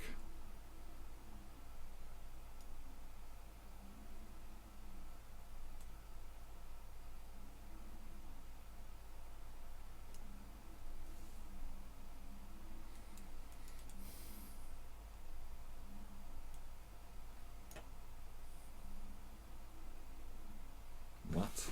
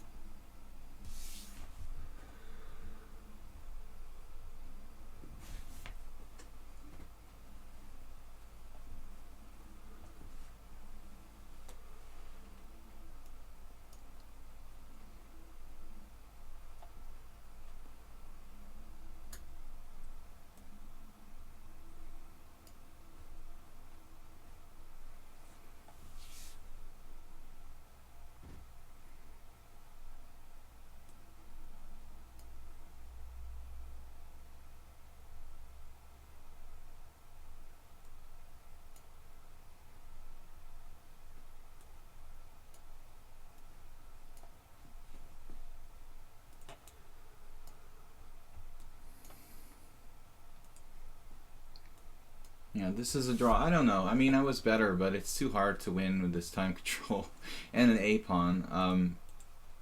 And I still had to be careful because of my kingside weaknesses. So I wouldn't even say that white had ever a winning position. Maybe, you know, I should have played better, but I'm not really comfortable playing this kind of tactical position for a win, and I can get checkmated if I make one mistake. Pretty hard to do. All right, good game. So Geese is black. I've been playing e4. The time you offered white was better. No time play, no anger. I'm not playing for angry time wins, but I don't think I was ever winning. You know, even a pawn up. An a pawn is a very difficult pawn to convert. My king side is somewhat weakened. All right, so yes, I could torture him if I played perfectly, but that's difficult to do when you've got like 15 seconds every move. The kingside structure is difficult for white to play. With the weakness f3, I don't really want to play g3. I don't really want to play h3. I have to constantly watch out for tactical problems. Okay, Geese has played some weird lines. Knight g4. Now he's going back to a5, and we had this once before. Last week. This is Tal Larsen, an older game from like the 70s, or maybe 80s, 70s, late 70s, I want to say. A5, I don't see anything wrong with this. I mean, I play the accelerated dragon, and I never thought about using. Well, actually, it's not yet what I wanted to show you. This is the Oigel variation. Okay, he played a5. Actually, this is normal. He played a different move order last time. So I'm telling you guys like fibs and stuff. I'm telling you guys this is not Tal Larsen. It may be another Tal Larsen, but actually the move order was different. I'm sorry. So last time he played d6, h3, a5. And that's the Tal Larsen move order. a5 right away, this is theory. There's several moves for white. Castles, f3 are very sharp, and then a4, which is like kind of the safest move for white.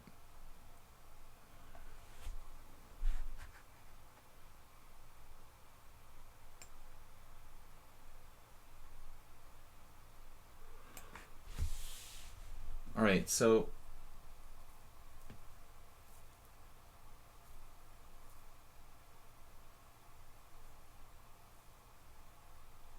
d5 here. I didn't know that you could do that.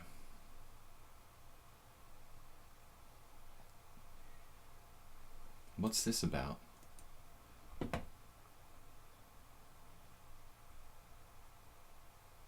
d5 in this position? Really? This is like something that Emery Tate would do. Emery also passed away last year. Tate liked to play the accelerated dragon sometimes too. So d5 though, Geese. Okay, knight takes d5. You have knight takes e4, but pawn takes d5. The idea would be knight to b4, and man, I mean this seems a little bit unsound for black. All right. We could also play knight takes c6, but I don't think that's... Well, knight takes c6, b takes c6, pawn takes d5. Knight takes d5, knight takes d5, pawn takes d5, bishop takes d5, rook b8. And it's hard to defend my b2 pawn.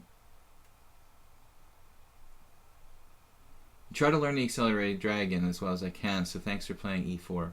Yeah, I mean, I don't think that d5 is a normal move in this position. It should be wrong, but I don't know. Pawn takes pawn, knight b4.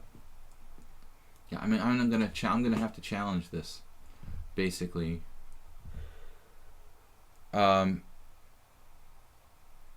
Wow, we've got enough viewers today. Yesterday was a little slow. I think Mondays tend to be kind of like nobody wants to like get out of bed on Monday. But it's cool that we've got enough players watching today. I thank you guys for joining me here. Don't forget to check out my YouTube videos on Video Chess Training, my YouTube channel. This week I'm going to upload a review of my Sunday Simul, which I do on Lead Chess at 6:30 p.m. CEST. Most every week. Occasionally we might have to skip it due to other commitments, but I try to do the Simul every week for 20 up to 25 players.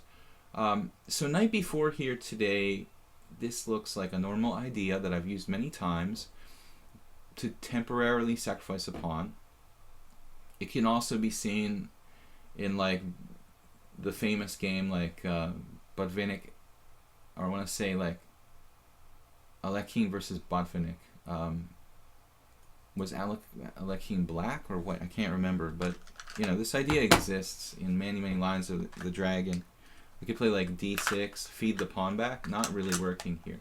So I need to hold on to this pawn on d5 because I don't think this version of this sacrifice should really be sound. We have a couple ways to defend the pawn: moving the powerful knight on d4, or queen f3. When queen f3 gets my vote because it's developing a piece, but we do have to calculate what happens after bishop g4. I don't think it should be a problem. You know, we have squares to go to, so I'm not sold on this. I'm not sold on this. We used all our time to kind of describe what's going on and to make sure we're on the right track. We're down to like 7.5 minutes to 3. But if we made the right decision, you know, this is a position we should be able to play confidently and fairly quickly. If we've played correctly, black's position is just not really 100% sound. Whoops. Okay, bishop g4 now. Queen f4 or queen g3. Queen g3 looks a little more prudent. My queen a lot more exposed on f4 to moves like e5, for example.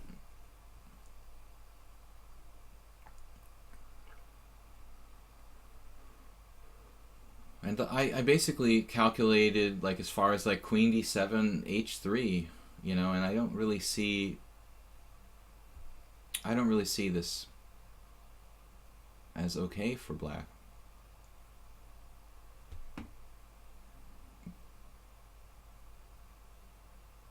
But there may be variations I didn't really look at. Interesting line, like in the event of bishop c8, you know, how would I defend my pawn on d5? Would I have to go back to queen f3, allow a draw by repetition?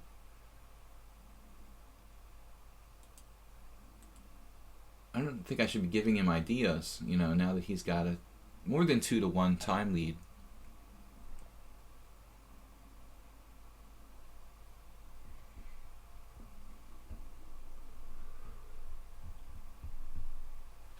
Resignanian has a couple of German books on openings. I guess if you're an NM, you should have a couple of books on everything. My theory, anyway, is that people should have some tournament experience and a little bit of study, but apparently like everybody can like get to 2200 without playing in tournaments and without studying. That's the new trend. This will actually be the case, I mean, more and more, but you will have to study and play somewhere to get that strong. I didn't see the context of you guys having a conversation in the stream there. Resignanian City has a couple books in German. I don't mind like German chess books, even if I can't read them. I just like looking at the pictures. I have a really good endgame book by Panchenko. It's not published in English. I highly recommend it. Endspiel Theory and Praktik. It's not published in English. It's very strange. Actually, it's a Hungarian publishing house, I think, which is kind of fairly lame, but strange that it's such a good book as the Panchenko Endgame book wouldn't be translated to English. I could be wrong though. Maybe it exists in English. So Geese here, I mean, you could take on d5, take on d5, take on d5, queen takes d5, queen takes g4. Actually quite a bit of calculation. But if you take on d5, I can just trade once and then take on g4. So finally he played queen d7. Queen c8, bishop c8, and queen d7 seemed like the logical candidate moves. Now we play h3, I guess. Because knight h5 is a threat. Is it not a threat to play knight h5? Well, maybe not. I mean, actually, knight h5, queen h4, bishop f6, bishop g5 type of thing would drop a piece for me. Yes, it's a threat. I think I have to do... I could also do f3 and give my queen the retreat square f2.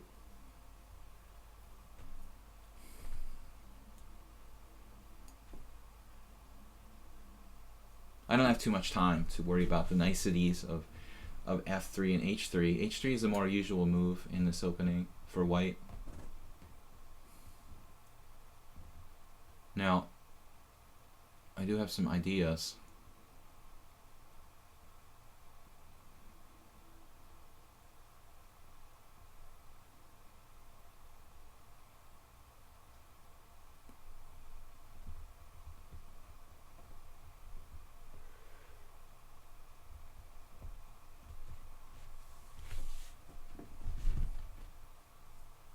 What happened? Bishop f5, right?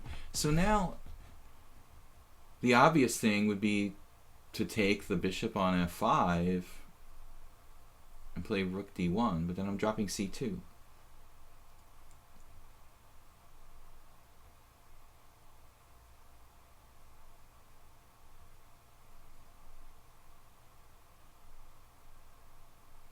So I guess when you conduct a final analysis here, we're playing queen back to f3.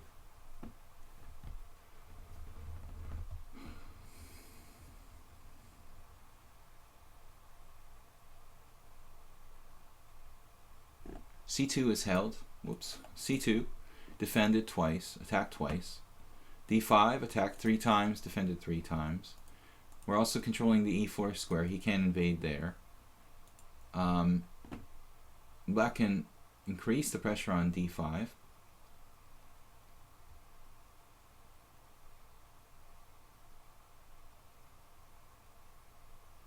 But we can chop the bishop on f5 now with kind of immunity, I think. I didn't really want to take with the knight immediately because of queen takes f5 and it's awkward to protect c2. I can't play queen f3 without allowing my pawn structure to get smashed. I could have played that. I mean, knight takes f5, queen takes f5, queen f3, queen takes f3, pawn takes f3, and been up a pawn. But my pawn structure, you know, I kind of wanted to preserve, so... Actually, that variation didn't work. Knight takes f5, queen takes f5, queen f3, knight takes c2 check. I just remembered. That's a much, much more serious problem than my pawn structure. Okay, so this sort of seems... I mean, if I want to hold this pawn on d5, this seems forced. But I like white. I don't see what black has here. His move order, you know, it should be dubious. Now on the surface, g4 wins a piece. He could sacrifice a piece, maybe. Knight takes f5 is not bad either. Like knight takes f5 and then rook d1 next, or even castle. So white has a plethora of possibilities. If I do the g4, knight takes g4, pawn takes g4, queen takes queen g2, bishop takes g4, queen g2.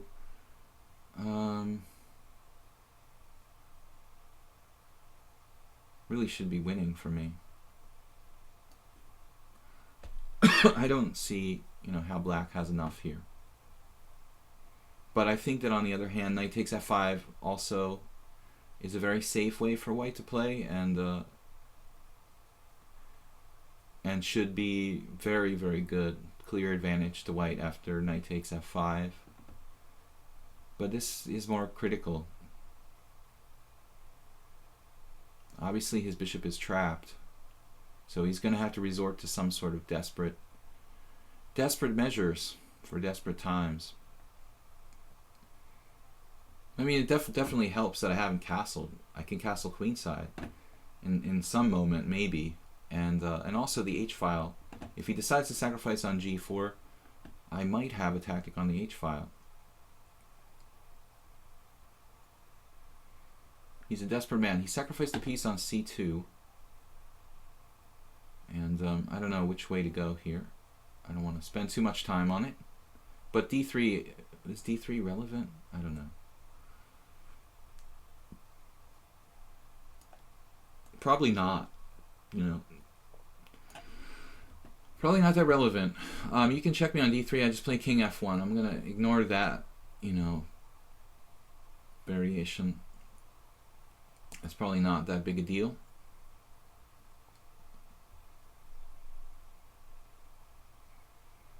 He just played knight takes c2. So he's going to get some pawnage here. Looks like. Bishop b3, interesting. Not looking good. I really need to trade, probably. With no time at all. Bishop e4 is interesting.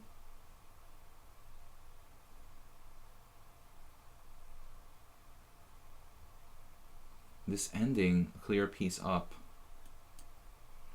Yeah, I'm up a piece for a pawn. He might have a few tricks.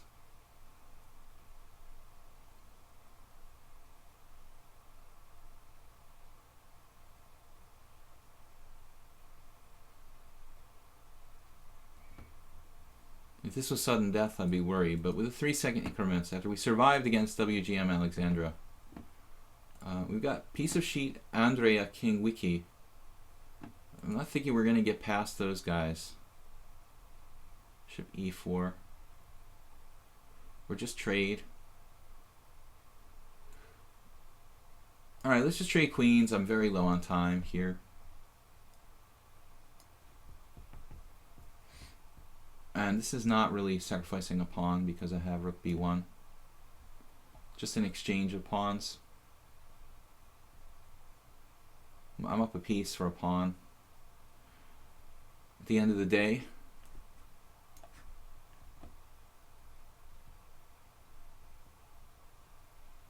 that should be decisive. Geese is not one to give up.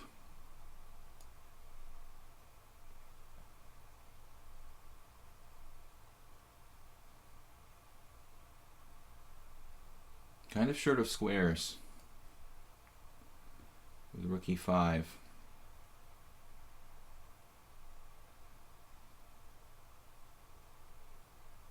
Yeah, I thought you'd see the light. Thought you'd see things my way. Wow. Slice them up.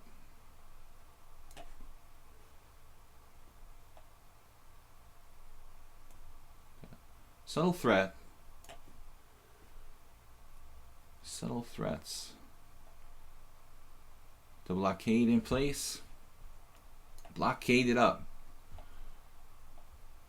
And we got the passed pawn. This is sort of sadistic. That's a good move. Except for the fact that I have bishop a3.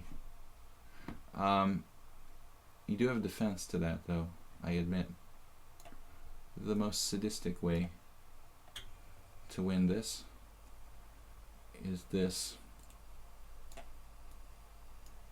I like my chances here. Stalemate is inevitable. I'm mean when I win, but in a nice way. So piece of sheet, thanks to the game Geese, we learned something about the opening there. Piece of sheet is playing, we've got this game, definitely one more, possibly two, but it really would have to be like one of these games is kind of quick. I normally have to stop at 12:30. Slice them up. Alright, nice, slice and dice. Piece of sheet. What are we doing against you? The old Indian. It's a kind of old Indian. I like to play this from time to time. Was a favorite of the great Nezhmedinov. He's got a lot of A lot of cool games in this variation. Piece of sheet. We don't really have too much info on this guy.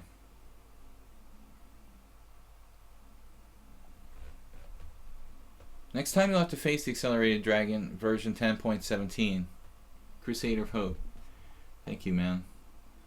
Okay, so bishop b4 is tempting, but I'm more interested in getting a good square for my king at c7.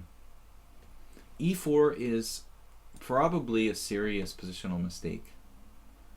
Although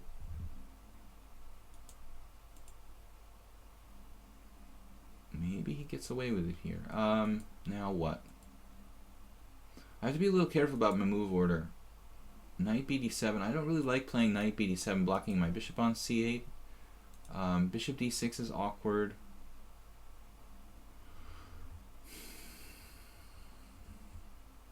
He has also knight g5, so I may have to abandon the plan of playing like king c7 in some lines to play king e8 or bishop e6. But I can't play bishop e6 as long as he's got... yeah, we may just have to suck it up and play like knight bd7, and you know, this is not an ideal formation for black. Now bishop e3. Excuse me. So bishop b4, castles queenside, bishop takes c3, pawn takes c3. You could play like a Nimzo. I don't really like bishop e3 though. Knight g4 looks kind of strong here. Not certain though. Are we just kind of going in circles if I play like knight g4? Well, it's interesting. You know, we'll leave it at that. It's interesting. Okay, an original position. I don't think this is... I'm not sure this has ever really been played. I'm a little bit unsure if my move order was inaccurate or not. Bishop g5. And then we have a choice between either f6 or bishop e7. I think you've got to argue for f6 here.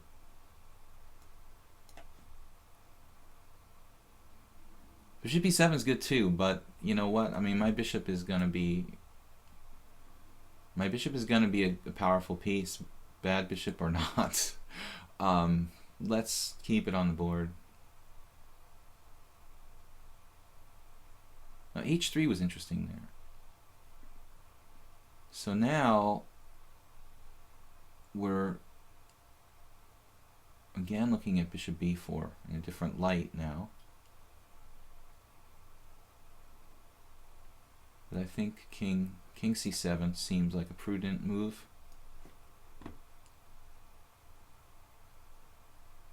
I'm not a big fan of the setup where white plays e4 in this kind of structure because there's a big hole on the square d4. But white is kind of a cagey player, and he's going to try to make it work somehow.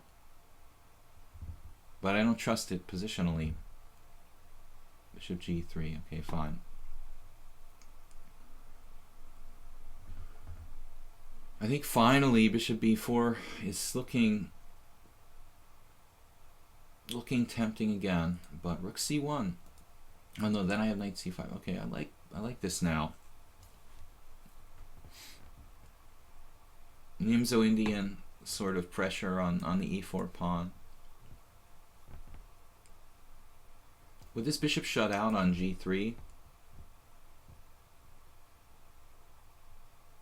a definite Nimzo Indian type of situation here. Although white can probably defend.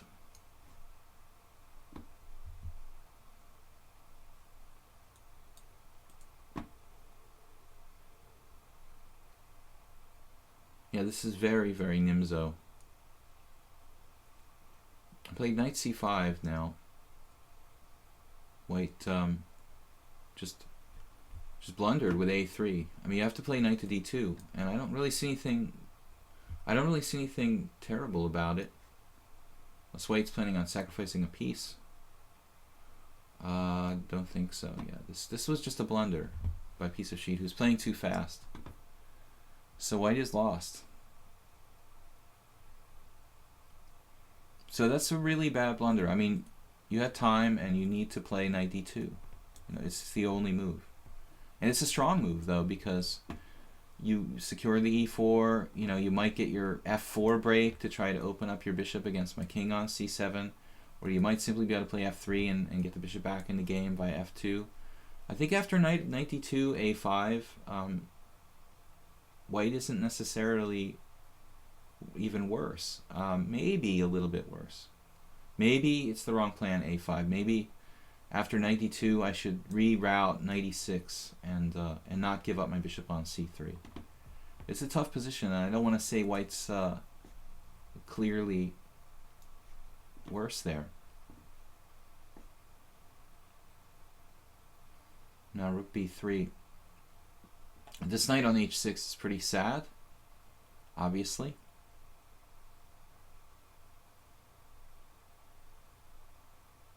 It's knight f5.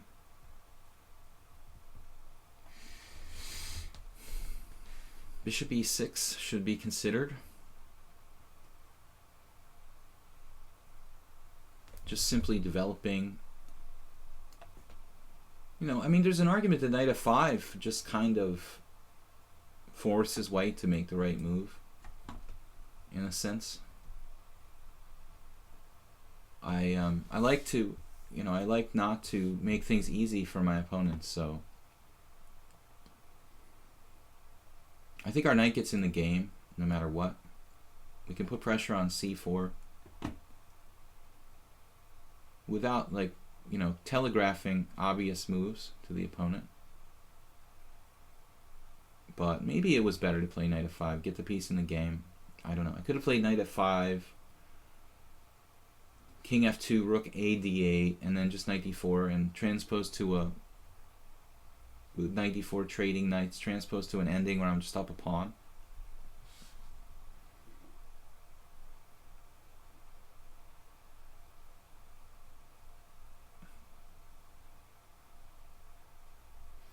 What would be the best opening against the Queen's Gambit? Well, if you ask modern opening theory statistically, I would no doubt say the Slav. Black plays the Slav more than any other defense in the last, like, 25 years. It seems to me. I mean, there's almost no way I'm wrong on this count.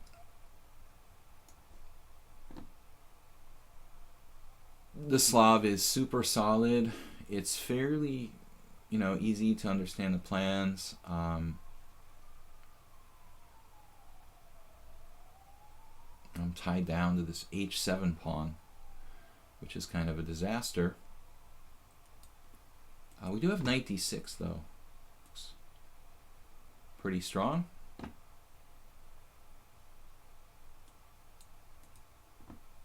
Some maneuvers, you know. Yeah, I have a neat move here for you. Maybe knight b5. Maneuvering.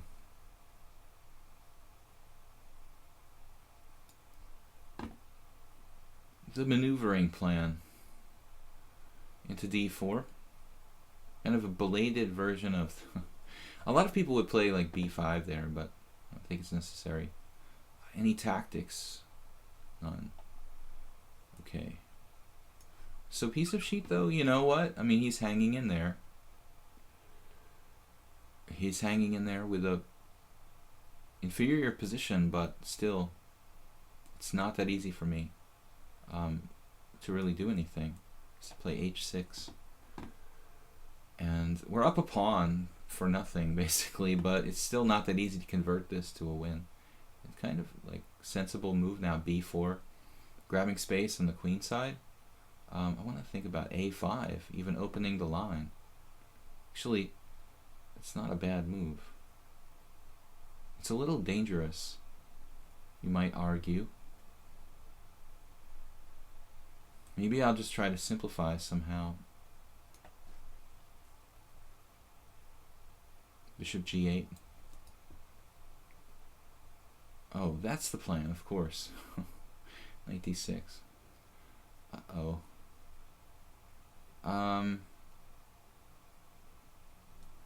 And he's making progress here.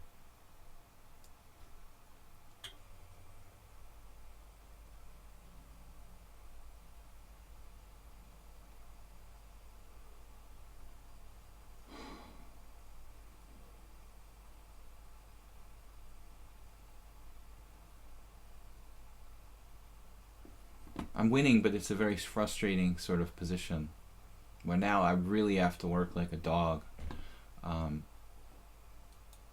let him have too much space, made this position sort of difficult for myself.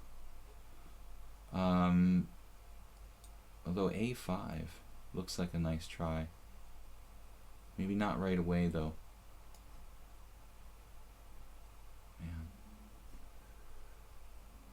All right.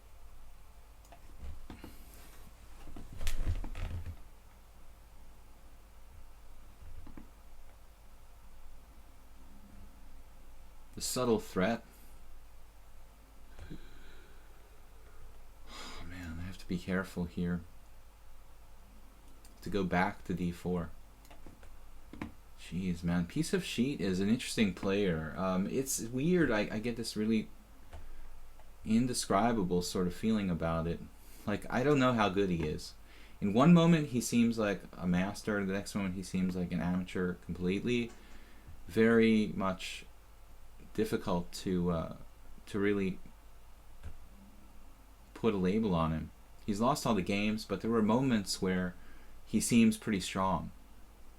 And then again, like, he seems pretty weak. So it's impossible to put him on, you know, to really guess his exact strength. I guess I have to think about sacking the exchange here. It's getting really kind of ridiculous. But this consideration of rook takes d6, although that I think is basically a draw. I don't think I can do this as a win, you know. If I sack the exchange now, it just seems like I'm going to be basically fighting for a draw. b6. I guess b6 is my only hope to complicate this game. It's sort of anti-positional, you know. And look at that answer. He quickly played knight e4, which is pretty strong. You know, he wants to use like the c5 square. So this player is very hard to evaluate, you know, how good he is. Very hard. I really don't know.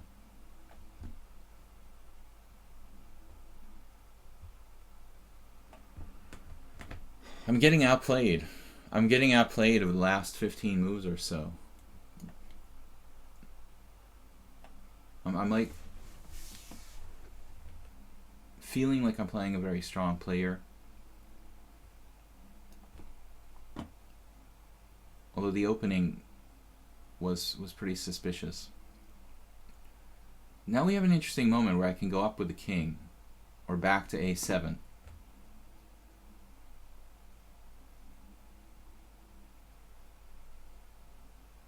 It's obviously much safer to play king a7.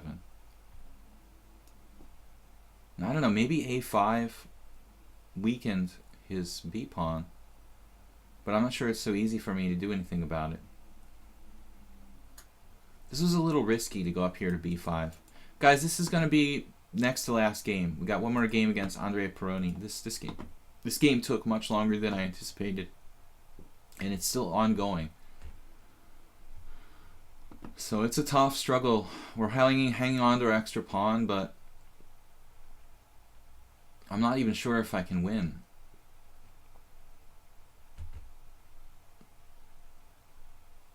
I played badly, beginning with probably not playing knight f5 would have been a lot simpler. Instead of knight f7, knight d6.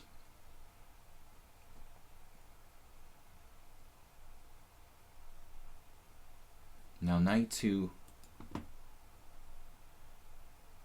the knight on c5 is really powerful. How am I going to get rid of it? You can ask yourself.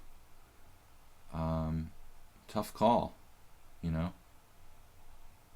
Knight b5. He's got 94. So, just not really sure. Wow, rook b1. Predisposition to blunder. I've got knight c2. And I feel like we've detected blunderific circumstances here. Piece of sheet started coming apart now. Blunderizing. Well, it's good he didn't play rook e4, which loses a piece. But until this point, he was starting to play like a monster. So he's very inconsistent.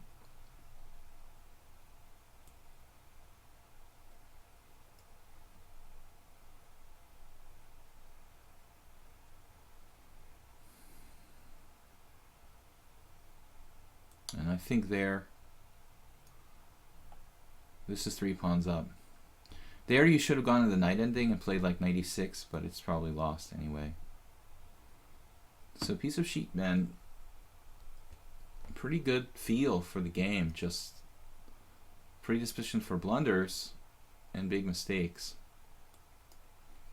I think once you practice more and play more, you've got a lot of potential.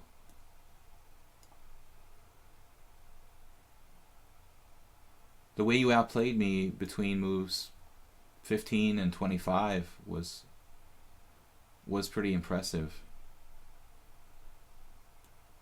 All right. So this is 3 pawns up. I mean, it really should be over. But it's never over till it's over.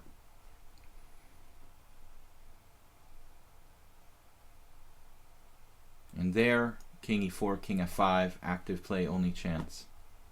Try to get in the king on g6 and take my g7 pawn. Now the king is cut off and you have no counterplay. Absolutely last chance to go in there with the king. You probably shouldn't have allowed that. Alright guys, you know, barring a blunder from Andrea, this will be the last game. You want to help the rest of the players make a quick blunder and give them a chance to play, Andrea, but I think you can do it. We had a really interesting game yesterday in the wing gambit. I guess we'll give him a chance. He was very excited to play this wing gambit yesterday, and yeah, Lord Alamo, you're welcome. Your head is cooked. Yeah, I get cooked after 2.5 hours. That's why I have to call it. So d4 right away. Well, I mean, usually a3, d5, e5. This is an interesting interpretation. d4 right away. But it probably transposes. I don't think there's any like big difference here. I have seen occasionally like takes, queen takes, or c4 or something bizarre. So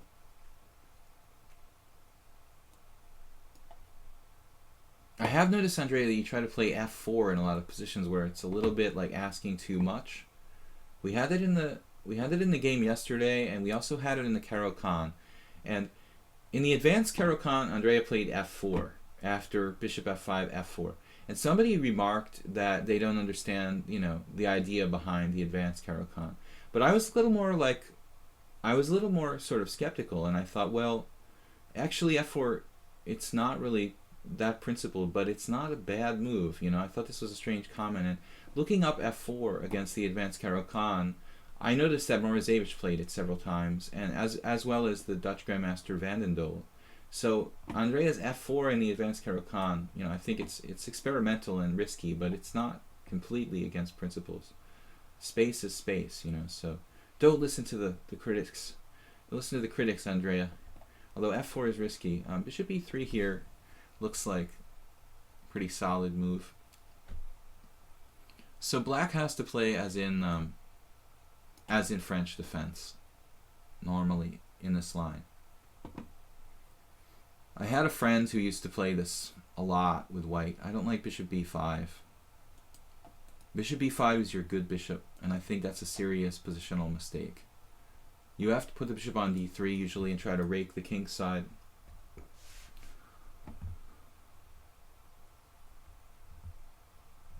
Actually, I annotated a game for chesslecture.com where I work from the pick off a pawn here. From the Isle of Man tournament where Shirov was white in a winnower against in round 8 against the Indian female grandmaster, men's grandmaster Harika Dronavali, and Shirov actually played bishop b5 in a winnower and kind of a main line, and I don't really understand that move, you know, like if you guys know the winnower French, I mean, if you think about it, why is white playing bishop b5 in a winnower, you know, when it's your good bishop? And it's interesting. It is a line, and I have seen it, but I always kind of wondered, like, why do you do bishop b5? Because, you know, this is a piece that could get traded off. It's your good bishop. So Andrea made a serious positional mistake there. You need the white squared bishop very, very much in these kind of positions. So he doesn't have any compensation. I have compensation for his material here, basically. That's where we stand. Actually, no, I could get in trouble here if I could get in trouble if I let him play rook b1 and pin my bishop to my pawn. Just play classically. He doesn't really have enough pieces for a serious attack on the king side. Famous last words. And also he's playing too fast. How to learn poker. It's I don't know, man. There's got to be a million resources for learning poker now. Wasn't so much when I started. It's a little late. You're a little late to the party. Poker party is getting pretty stale. G6. Thanks for the stream, but now my head is cooked. We said that. We had a lot of analysis going into the wing gambit yesterday. Oh, I know. But I missed a very strong move in that game. You know, instead of taking on e6, when he sacrificed a piece on e6, I showed Andrea we could have just pinned the piece with rook e8 instead, and he was really toast. Now he's sacking a piece here again.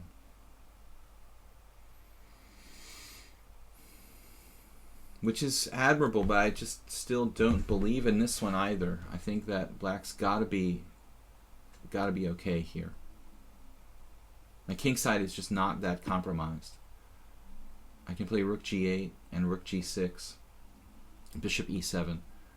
Actually, yeah, I mean it's really an unsound piece sacrifice, sort of born out of desperation from Andrea here. If I can finish Andrea off quickly, I could. Now knight g4 is interesting here too, but knight e4 we might say is also good, and might be forced because actually he's got rook takes d5. The rook on f5 is hard to deal with, I admit. Maybe we need a subtle move. Queen e7 looks pretty good. Threatening to take a piece with check. This rook is actually awkward.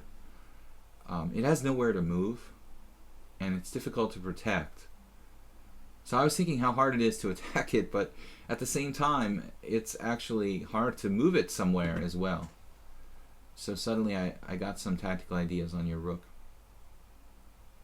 But white should be lost here. I mean, you're a piece down for nothing. I mean, I've got an extra pawn, in fact. Materially, black is up. A piece and a pawn.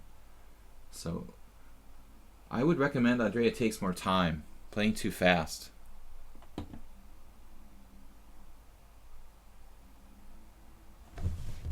Don't go into Poker Stars. Too many Russian all-in callers. Oh, brother.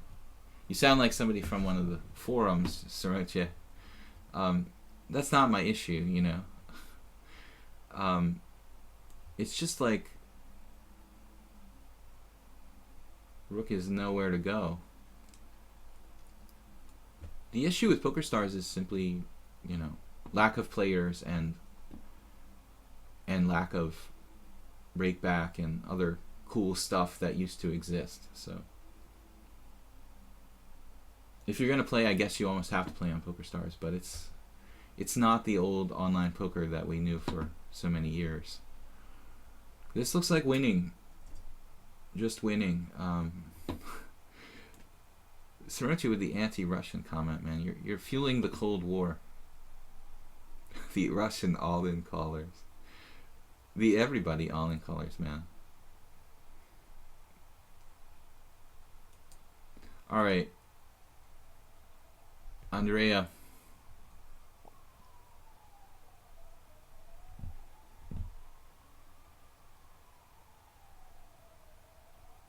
Talking about the Dutch, the King's Indian. Yeah, those Dutch players. I could have played Rook C2. It was much stronger. I kind of spaced and forgot. Man, Rook C2 was brutal. That would have initiated a very strong kingside attack for black. But this is good enough. We're up a rook and a piece and a pawn. C'est la vie. So, Rook G8. Well, you're gonna like discover on my queen, so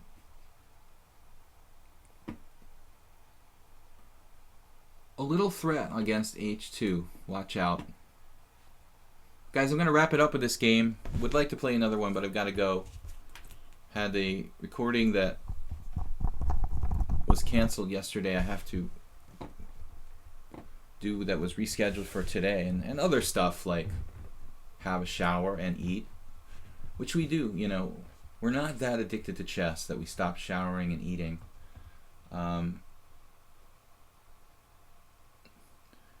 Fortunately,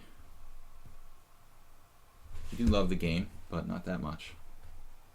So what's up now? Bringing pressure to bear. Bringing pressure to the bear. Man, 95. You gotta try 95. There's no mate on F7 though.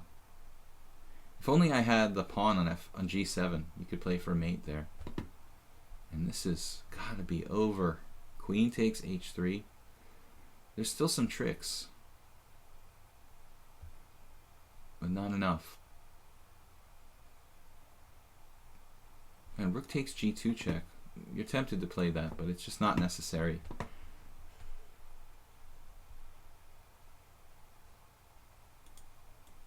Take more time in the opening, Andrea. Don't play a move. You got plenty of time. Save your time. If you lose on time, you lose on time, but you need to slow down. I mean, maybe you play a lot of faster games off stream, which is fine if you want to do that, but whatever time control you're playing, you need to manage your time and use your time as effectively as you can. Doesn't mean like hoarding your time, or it means developing an ability to, to use your time effectively. And here you need to play the best moves, because a strong player is going to find pretty strong moves with this time control. I mean, the average game with the 8-3 time control is going to be a lot better played than a game in bullet or blitz. It's going to be a lot less sent upon loss, a lot less mistakes. You got to learn to take your time. It's okay if you want to maintain a time edge. A lot of players like to play with a little bit more time than the other guy, which is fine, but try to use some of your time at least. Tomorrow, Weird Wednesday. That's what we have Soroche for. He's gonna dress up. He's gonna dress up in a costume on Halloween. What is Halloween falling on? It would be cool if it would fall on a Wednesday. Let me see. Where are we at? Halloween. No. It's on a Monday. We'll have a Halloween stream. Yeah, what are we gonna do for Halloween? Alright, is there a mate here? Is there a mate here? There's gotta be a mate, right? Almost. Check. Look at all these guys coming down. Rook C1. And then Queen H1. It's still not mate. Still not mate. It is mate. Oh my god, I forgot. I forgot. Oh, I thought he could play king f1. Alright. This was fun, guys. I don't even know when it's mate. We'll see you guys later. For tomorrow, it's Weird Wednesday. So, unusual openings and other fun stuff. Prizes and giveaways. No, just kidding. Maybe a little later we build up, we'll get prizes and giveaways going, but only after the stream starts to pick up some steam. Stream steam. Anyway, we'll see you guys later. Thanks for joining me. Take care. Thanks, Jeroen, for being here and moderating along with Mubot.